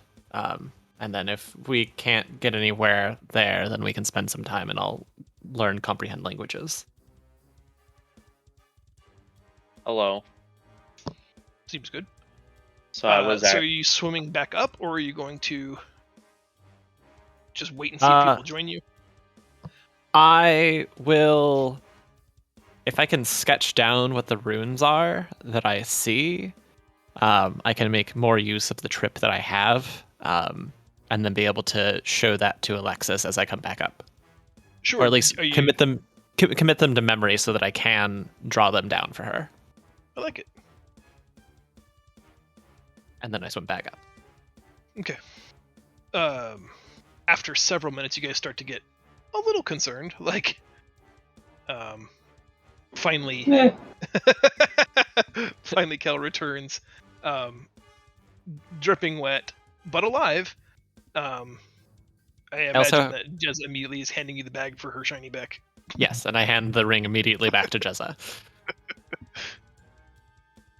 Hey Alexis, do you recognize what this means? And then I draw out the runes for her. Hello. So I was asleep, but I am here. Sure. I'll take a gander at it, and I look at it. Make a wisdom check for me. Is this from the doors or just one door? Were they different? They were for different. The door. Then all 3 of the doors, if possible. Alexis takes her time, looking it over, opening up the journal, kind of referring to things, making like a whole intellectual pursuit out of it, really. To the point where maybe Marius even starts to say, "It's okay to say you don't know." Ultimately, Alexis lands on the closest words she believes that these symbols translate into. It's part using an ancient Elvish script and part like pictographic. The letters themselves have meaning, but so do their order and orientation. It's a very complex language. But she thinks the doors read insight, intellect, wisdom. What that means, she has no context for, and these are like, at best, crude translations, but that's the core concept that she thinks these ruins are trying to convey.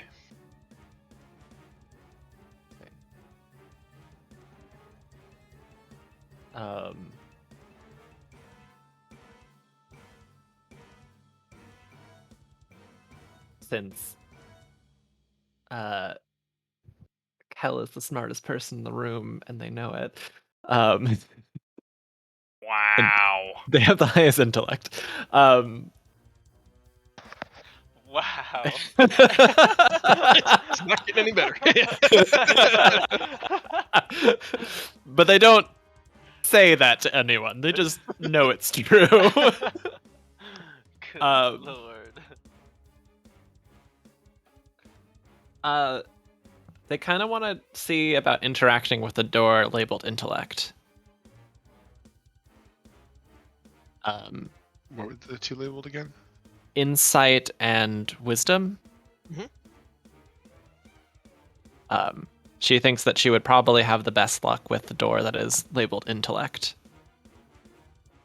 Can she borrow the ring again to go back down and fiddle with it? Jezza just says, "Give me the bag." Hey, if you want to wait 6 hours, we can just solve this problem and all swim down together. I mean, I just want to ask again, what is preventing everyone from swimming? I thought it was just too far. Yeah, It's only- I don't want to because it's gross. Okay, not wanting Is to because that- it's gross is fine, but it's only 120 feet, which is like 4 rounds, which is literally like 1/16 of the time it would take you to get there. Okay, if we can all I- just swim down there, then that's. I was worried that my Yeah. like narrative of Into the Dark Tunnel made it seem like it was impassable, but that's why I was trying to like let everybody know Kinda. that you can hold your breath for like minutes, Yeah, which it is did like make it seem impassable. 30 So. or 40 rounds. So No, try listen. Marius can turn into a fish. That doesn't mean he's going in that hole, Walter. fair enough. Well, I'm gonna swim back down then because I can, and I'm gonna go investigate the intellect door. I'm dumber It's than a rock, so I'm not gonna go. is anybody? I guess before we do the back and forth, is anybody else swimming down with Kel at this juncture? Yeah, I'm going back down because I want my ring back. No, you still have the ring. I'm swimming down without the ring. Oh, okay. Well, I'm just swimming down then, or I'm gonna grab Alexis' hand and say, "Nope, you're coming with me this time. I'm not coming back up for you." Oh, Like, you goodness. guys have been down there like twice now? Nothing's attacked you again? It seems safe enough. Forget this. Let's Third go. time's the Reed charm. dips his toe in the water Shark. carefully, and then Marius is willing to swim, considering his bait has not been taken.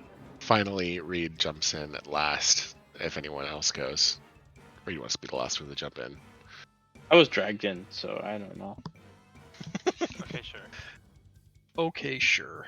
I love it. The door labeled intellect. Once everybody's here, you can move around on the map. You should be able to control your characters. Can anybody not see? Zelknot. Nope, I'm good. You have dark vision, don't you? Yes, and I can very clearly see this black square. How do I know? Wonderful, it's penis. We'll save that for later. Oh my god. Oh, wait. So the door to the south of where you're standing is the one that Alexis translated to mean wisdom. The door to the north of where you're standing is the one she translated to mean insight. And the door to the east on the other side of the plinth is the one labeled intellect. I would like to investigate the intellect one. Okay. The door has no locks or handles on it, but if you spend some time standing in front of it, you see the runes appear again, but they stay illuminated this time, like almost in response to your being proximity to the door. Anybody else who's like behind Kel will also notice that a similar looking series of glyphs are now glowing on the control device that's sat atop this stone plinth.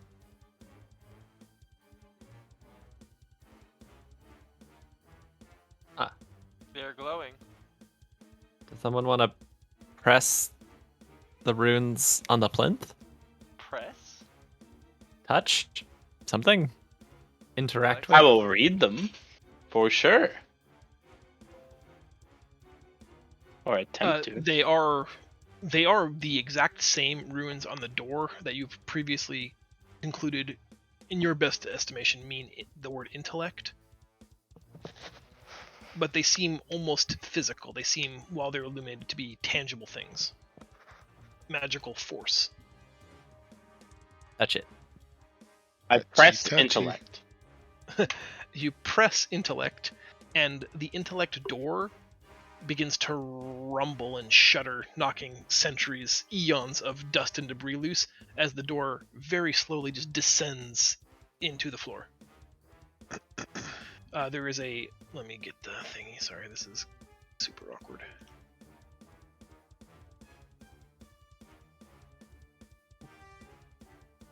Should be able to see into the room now. Yeah. It's a much larger circular room. As you enter the room, a stone tablet manifests with a series of small runes on it, and a string of arcane writ appears in the air before it. No matter how you move in the room, the arcane scroll in the sky, the scrawling, always seems to kind of be following you like one of those creepy eye puzzles. I attempt to read the arcane script. Is that something that I can do? It is again in that same language that, without comprehend language, you don't really understand. Our best bet would be to have either a comprehend Alexis. language spell or have Alexis decipher. We're still underwater, right? No, the device here pocket. creates a pocket. It's holding the water at bay. I look at it, and I think it's fascinating. Cool. You want me to roll a wisdom roll? Yes, please. Okay. Oh, one less than last time. You're not sure, but looking down at this large stone tablet and the series of chips that all have like weird runic markings on them, you suspect it's a puzzle. The arcane runes seem to be explaining the rules of the puzzle. It's an intelligence-based game where like-minded tiles have to be placed on like-colored squares with each of the cardinal direction symbols aligning, so that, like, if one symbol was an apple, the symbol below or above it must also be an apple. I'm going to just take you to the puzzle Okay. so that this makes a bit more sense. So you should be able to move any of the pieces on the exterior. All I see Of is the board. black. Yeah, all I see is black. Well, that is pleasant. Yeah, because it's the vision thing. How about now? Oh, there we go. There we go. Huh. The pieces on the board are fixed. The pieces around the board, everybody should be able to move. And blue tiles must go on blue squares, red tiles on red squares, and then, like I said, each of the 4 cardinal direction runes have to align. So, like, if you've got the circle with the line through it, it must match. So in the example here, this is a fixed position. The only tile that can go here must have a circle with a line through it as its topmost northern piece, like that. Exactly. Like that? Hey, sorry. Disappointed by the lack of apples. I do apologize. I realized I Can was going to they be spend an hour rotated? trying to talk to you about what it looks like, but showing is much better.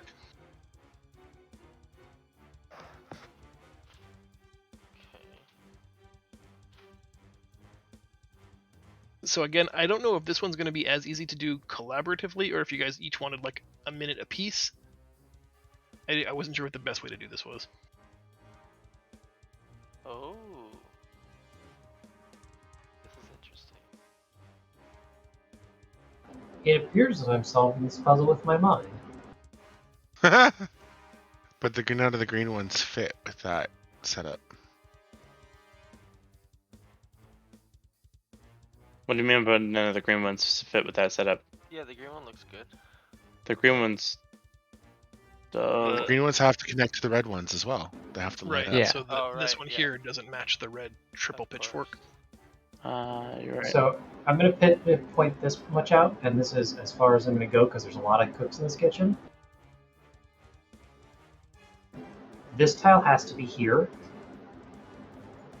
because there are only 2 tiles that have the circle on top, and if you look at the bottom, there is no tile that matches the bottom of this one on the top of these blue tiles. So this tile is accurate. So the tile on its left has to have that X on the right. Yes. Similarly, there's only one tile, this tile, that has a circle on the left. So this tile has to go here. That means none of the green tiles will match. This tile needs to be rotated 180 degrees. Oh Good. shoot, can they rotate? That's gonna. Yeah, they can all rotate. Oh dear. Alright, Oh, then you know what? God. Never mind. I'm out. This game's awful. Okay. I'm going back to Hello Kitty. Oh, okay. This is gonna take a while. Yeah, if they can rotate that, doesn't that make Oh, it yeah, I easier? Well, this still fits though. This one does.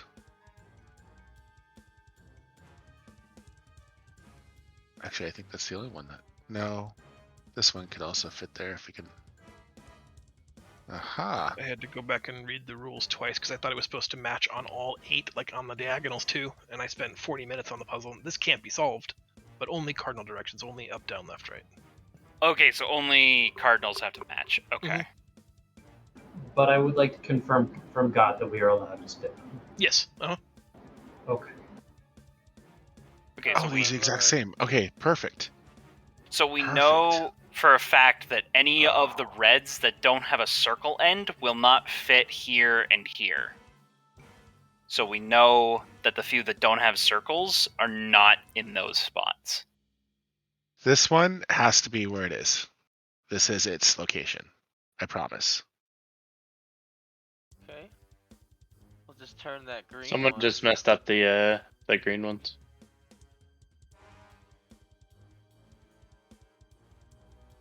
Well, can't you turn it to the...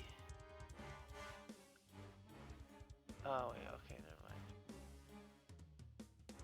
Oh, boy. I had it set up to where it was tentatively fitting for the time being. Oh, that's good. That's how I had it a second ago. Cool. Yep, that works. Sure. That one could work there. Yes.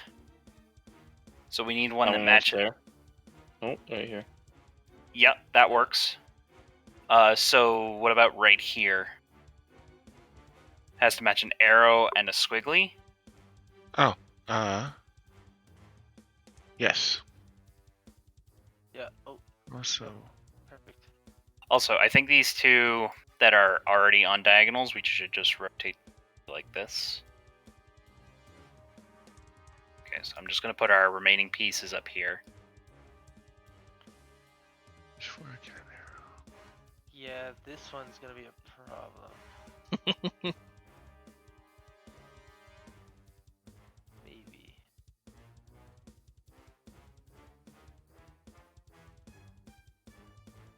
So I think what we need to do is we kind of need to get into this one. we need to get into a position where we think it works and then work backwards, Oh. because until we Not that one. Damn. Oh. It's magic? This one works. I know. That should work. Yeah, okay. All right, No, what that doesn't what's No, work. going that on doesn't- right here though? That doesn't work. Maybe that piece is. Yeah, honestly, on those bottom pieces. Wait, no, they have to be. This one has to be here, but this one Mhm. this one might not be the right one. Okay.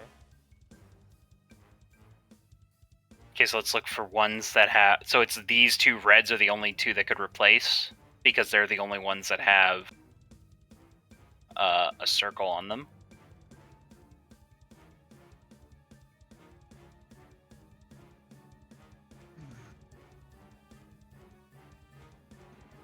Oh boy.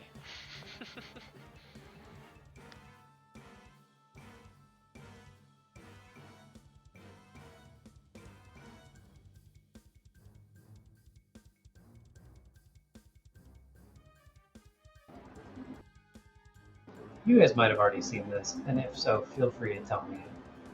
Shut up. But I just noticed that all 4 of these green ones are mirrored, and that has helped me out a lot because these 2 inner ones are the same, and these 2 outer ones are the same. They've just been rotated on 80 degrees. Oh, I did not realize that actually. Are any of the other pieces mirrored like that? What about this piece? This one can go down here. There are Yeah, a few unique pieces. These 2 pieces are the same.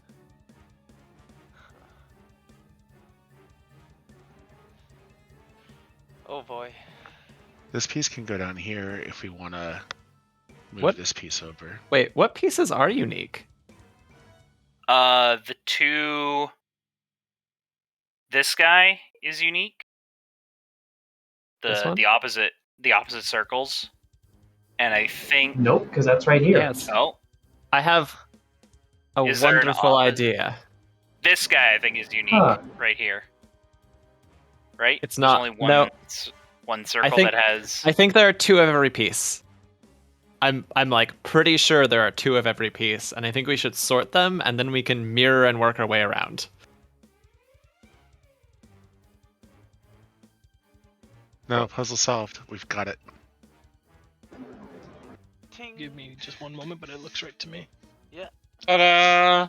Zell was. All right, I helped. Yeah, Zell was I the did, like- critical. Nice job, did Zell. I did like 3/4 good. that puzzle. Yeah. Well Hey. done, Zell. I mean, And Lav. people helped. Absolutely. I was just kind of sitting here, just throwing stuff around.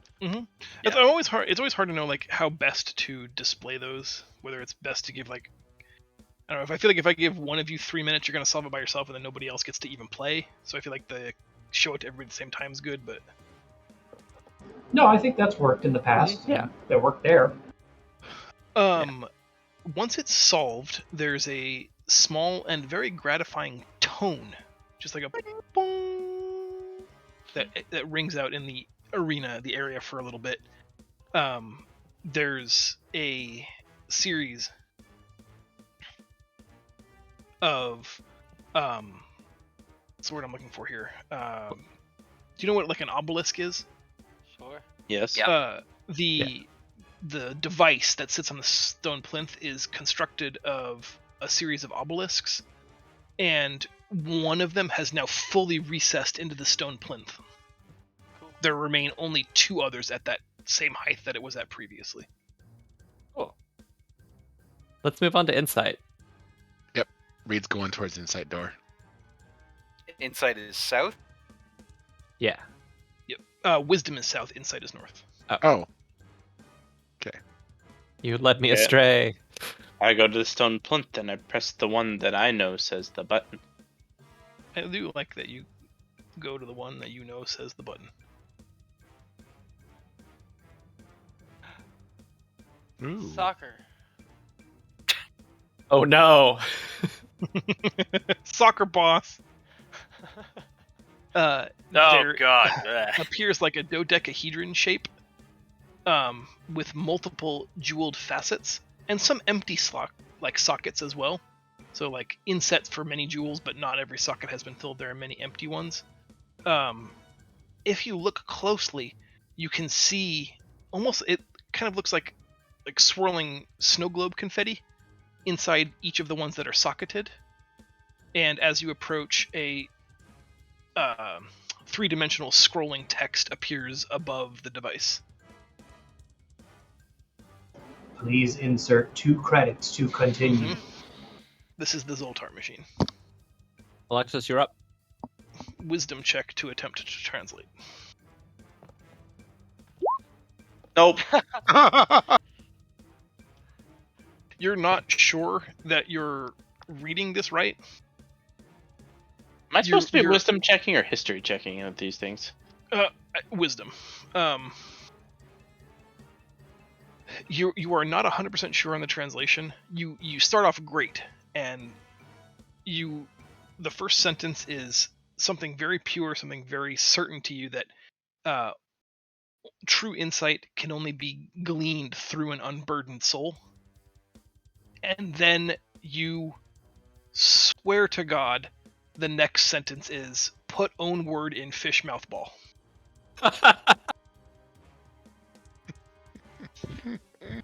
Okay. Is it still scrolling over and over again? Yep, it's just the same thing repeating, and the first sentence is very eloquent and you're certain you've translated it correctly. You're equally certain you've translated the second sentence, however, not nearly as eloquent or beautiful. True I don't insight think- may only be gained through one's own unburdened soul.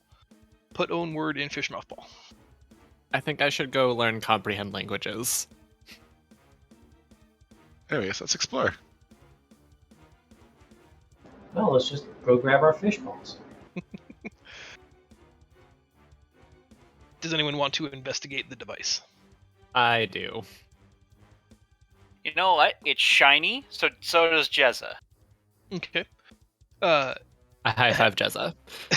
The device is as displayed there. Like I said, not all of the gems are faceted, and all of the gems that are faceted have like a weird swirling energy in them that looks almost like snow or confetti, just kind of always in motion.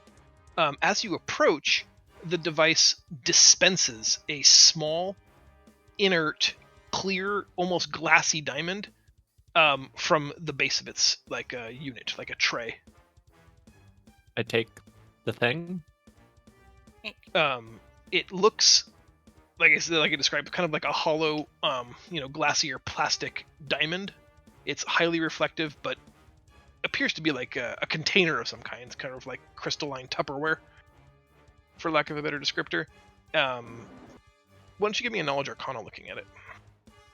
I'm pretty sure that when we crack that open, we're getting rid of those sticky hands. Nice. The magic used to create it, Kel, has much the same properties of a spell you're kind of familiar with, Magic Mouth, which is used to store a spoken message. Huh. Touch it to your mouth. I assume. Well, I don't think. Fuck it. I touch it to my mouth. Gotta find out if it's magical. It's going in my mouth hole. that's how I do detect Suddenly, magic. Kel loses their voice just completely. It's just gone. I They can't assume how this works is we have to say something to it because it's like magic mouth, except it's probably more like magic ear. That seems like a very intuitive thing. As you bring it close to your mouth, the facet of the diamond shape that's closest to your mouth disappears, and now it becomes like a cup-like vessel, and it just seems to sort of be anticipating. It's just waiting. The magic does nothing on its own. Freak friend and enter. I'm gonna go out on a fucking wild limb on this one. I'm gonna speak a secret about my childhood into it. Oh, What secret are you going to speak into it? If If you want it to remain secret in character, you can just whisper it to me.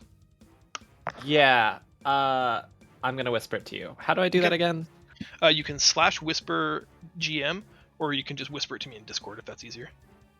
There guess should be a sometimes the roll button on the screen that says Whisper DM as well. Oh yeah, I forgot I made that macro. Oh, yeah. Yeah, there is. That's the joke, I think. I have bad news. I already promised I wouldn't whisper today.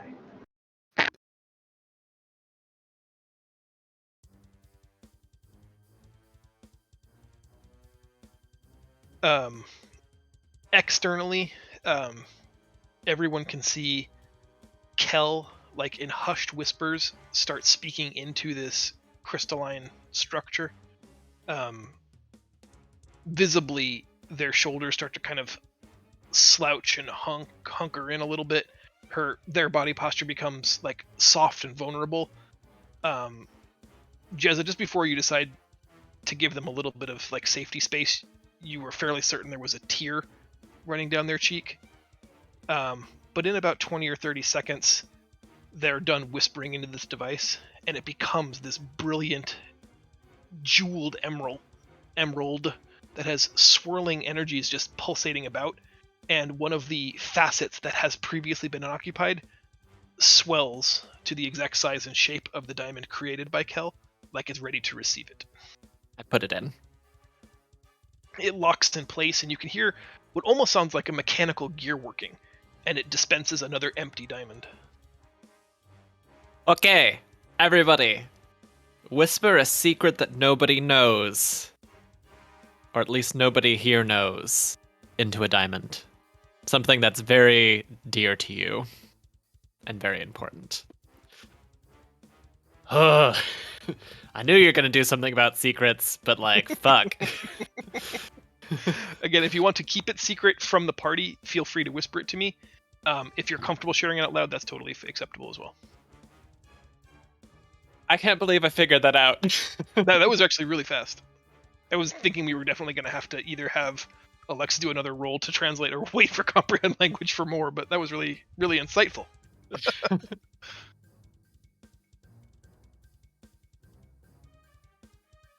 I'm not going to attempt to be profound or clever, because it's not the appropriate time. Was someone talking? I think myself is also on public opinion.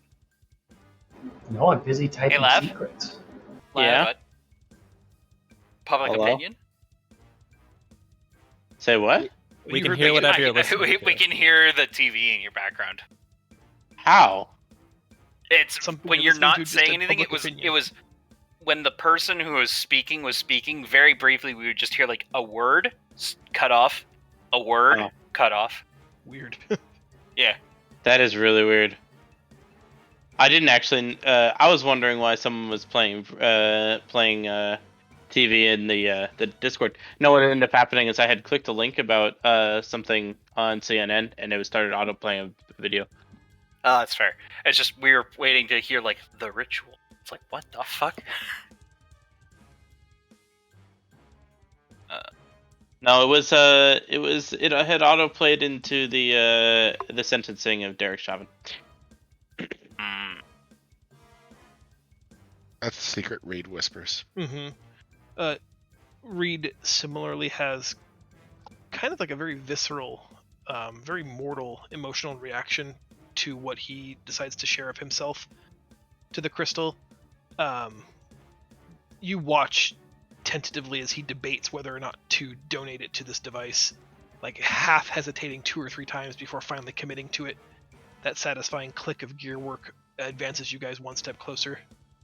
But he looked visibly changed, having just spoken the words out loud to anyone, even if it is just a magical device in the bottom of the ocean.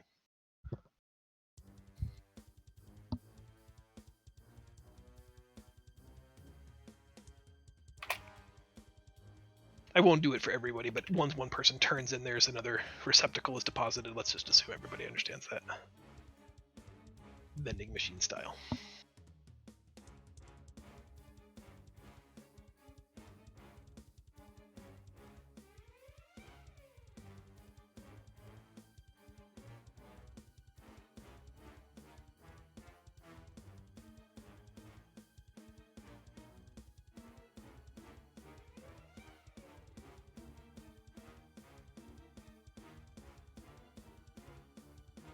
I feel like Kiggs was especially brutal.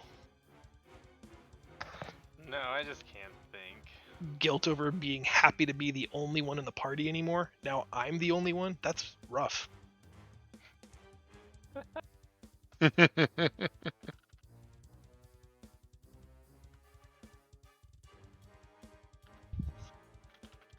Just kidding. That wasn't said. I feel like some of you are writing novels. I'm not writing a novel at all. I'm just trying to think of something that would be deep and insightful that Alexis wouldn't say to people. Mm-hmm.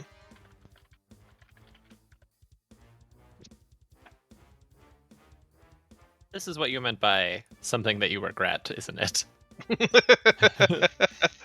I did preface everybody. I think it was 2 weeks ago. I thought we might get this far then, but That's not actually what I was going to say for that one, but I guess this one works. Well, that's not what I was going to say either, now that I'm thinking about it.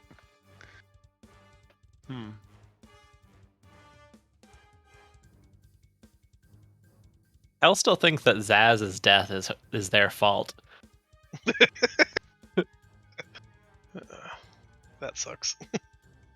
It's a little unfortunate because I had that planned for Zaz. So here's some improvisation. Alright, I said my spiel in the chat. Kig doesn't care who hears.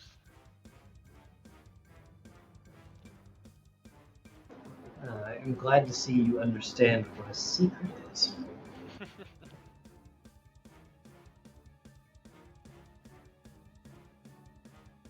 Yeah, that was pretty rough.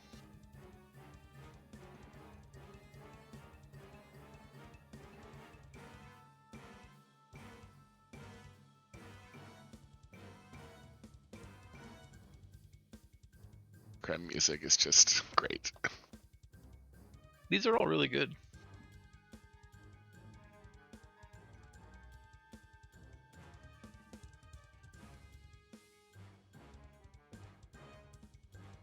Just waiting on Alexis and Leo, and then we can advance. I'm not convinced he didn't just fall asleep or I mean, I did that earlier. get completely lost. I don't even see his token, I just realized that.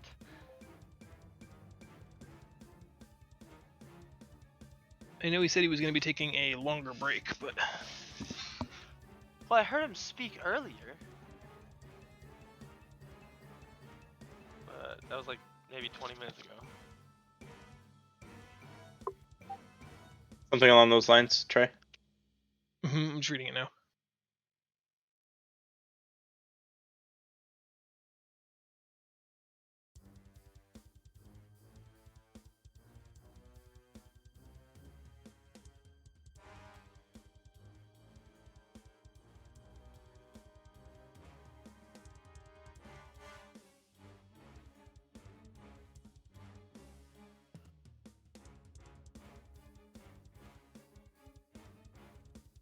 I don't think either of them are online.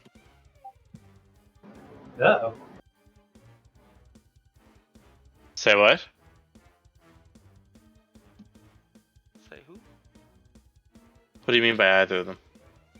Neither Fubarius nor... K-Fire. Oh, I don't know. I messaged K-Fire to ask if Boob fell asleep, but... I fell asleep. Hey! Hey! I didn't realize I fell asleep until I woke my eyes up from the noises. I'm sorry. What did I miss?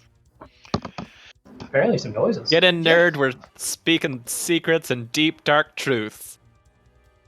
They found a device in the Insight challenge, a test of insight. Alexis had a great translation for us, but despite it being a little awkward, Kel was able to intuit that you are to speak something secretive, a regret or a personal failing, or something you just wouldn't share with anybody else, into a small diamond receptacle that then becomes filled, plug it into this machine, and if it judges it worthy, you will advance.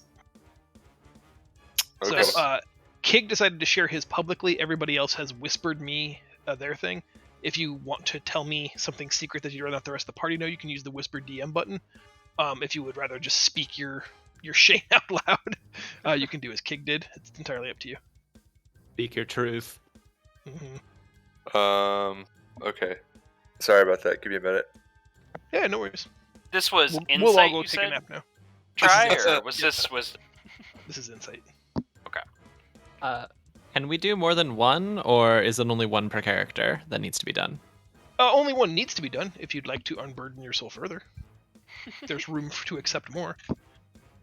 I mean, I would do the one for Zaz as well. Oh. Mhm.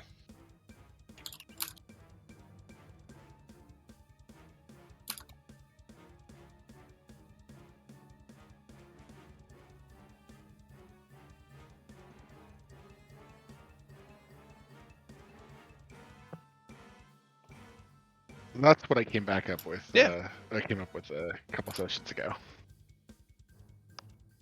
I was like, holy crap, this is a good story. I'm going to integrate it. And then I forgot completely about it. That's the best part about a game like this, though, because even if you can't use it now, you'll use it eventually. You know, it'll become motivation for Reed somewhere down the road, or like maybe years from now, that becomes like the backstory of a new character. There's no idea that ever goes to waste in D&D. That's a good point. Let's see if this works. It does. Awesome.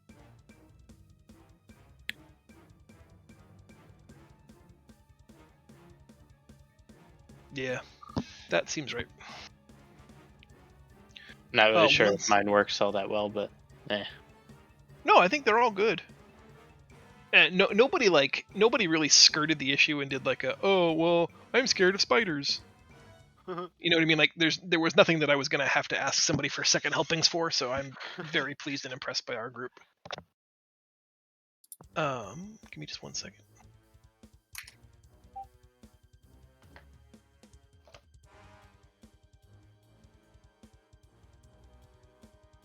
We may have bugged Kay to make sure you were okay. That's alright. She's probably asleep too. She left at break time. What's off to the west here? there's another. There's little one. an inlet here where the seawater has kind of broken through the door here, and this is another outlet to the open ocean. Okay. To the south, we have the wisdom test, but it's 9 o'clock. What do you guys think? Call it here. Pick this up. Yeah, I Absolutely think correct. if you would say we successfully finished this puzzle. Yep. Everybody present gave the device shared something intimate and deeply insightful enough, self-aware enough that it recognized that as valid and complete. The second obelisk on the plinth recesses, leaving only one obelisk left. Open. I would normally say, can we just run 20-30 minutes over, but Fubarius is already falling asleep, so what do you guys want to do? Mhm. I'm sorry. No, it's fine. No, it's fine, man. I hate to ask, and I know that some of you are on later time zones, so I think we'll probably just call it, only because people okay. are already falling asleep. So It's alright. I have to plan for my weekend anyway. So. Okay. Huzzah. Then we'll call it stop here. We'll pick up the wisdom test next time we're here, and all that entails. Are we good for 2 weeks? Mhm. Should be 2 weeks. Is what? It is the 9th, 9th. of July. Yeah, that works for me. I'm good. Yep, I should be good too. Awesome. I'll see you guys then. All right. Have a good night, guys. Have a good Have night. to Great work night. on the secrets. I really liked all of those. Yeah. And I promise not to use That's them against you. I That's a lie. expect you to. I expect you to. I expect I you to. expect Yes. so much character development. Yeah. All right. Good night, everybody.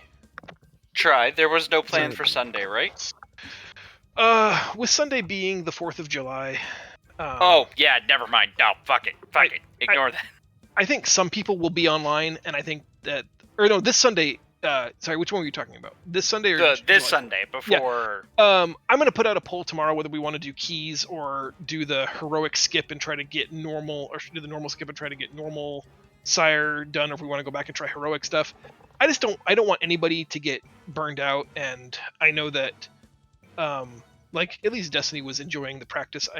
I don't want to say Zell could use it, but if he wants it, I want to make sure they can get that Ouch. raid healing practice. No, literally, I'm not saying you need it. I'm just saying like you won't get it otherwise. I think Wednesday will be our last real raid before new content. So if you guys want it, I want that to be available to you. But I'm kind of getting iffy vibes from everybody else, so I'll put a poll out tomorrow for Sunday. Next Wednesday will be the last time I want to do heroic Nathir. We'll just start to finish for the new main swaps, get as much gear as we can, and then that Sunday is 4th of July, where 2 or 3 of us will be online, but I'm not going to schedule an event for the 4th. Mhm. and then Yeah. then we're into new release. I don't know why you're bashing my heels. You saw those celestial finches. No, I think actually, all things considered, I think you're doing quite well both in this game and in WoW as a healer. You're very well suited to the task. I just want to make sure that I'm not shortcutting you or shortchanging you of opportunities if you want them. And I'm just saying they should give my druid a celestial craft. I agree. I We'll also write agree. Ghost Crawler. Oh, he doesn't work there anymore.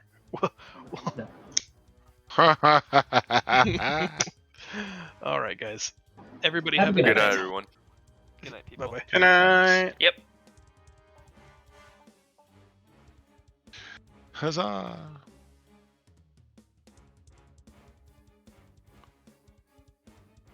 Good night, Guild Group Games.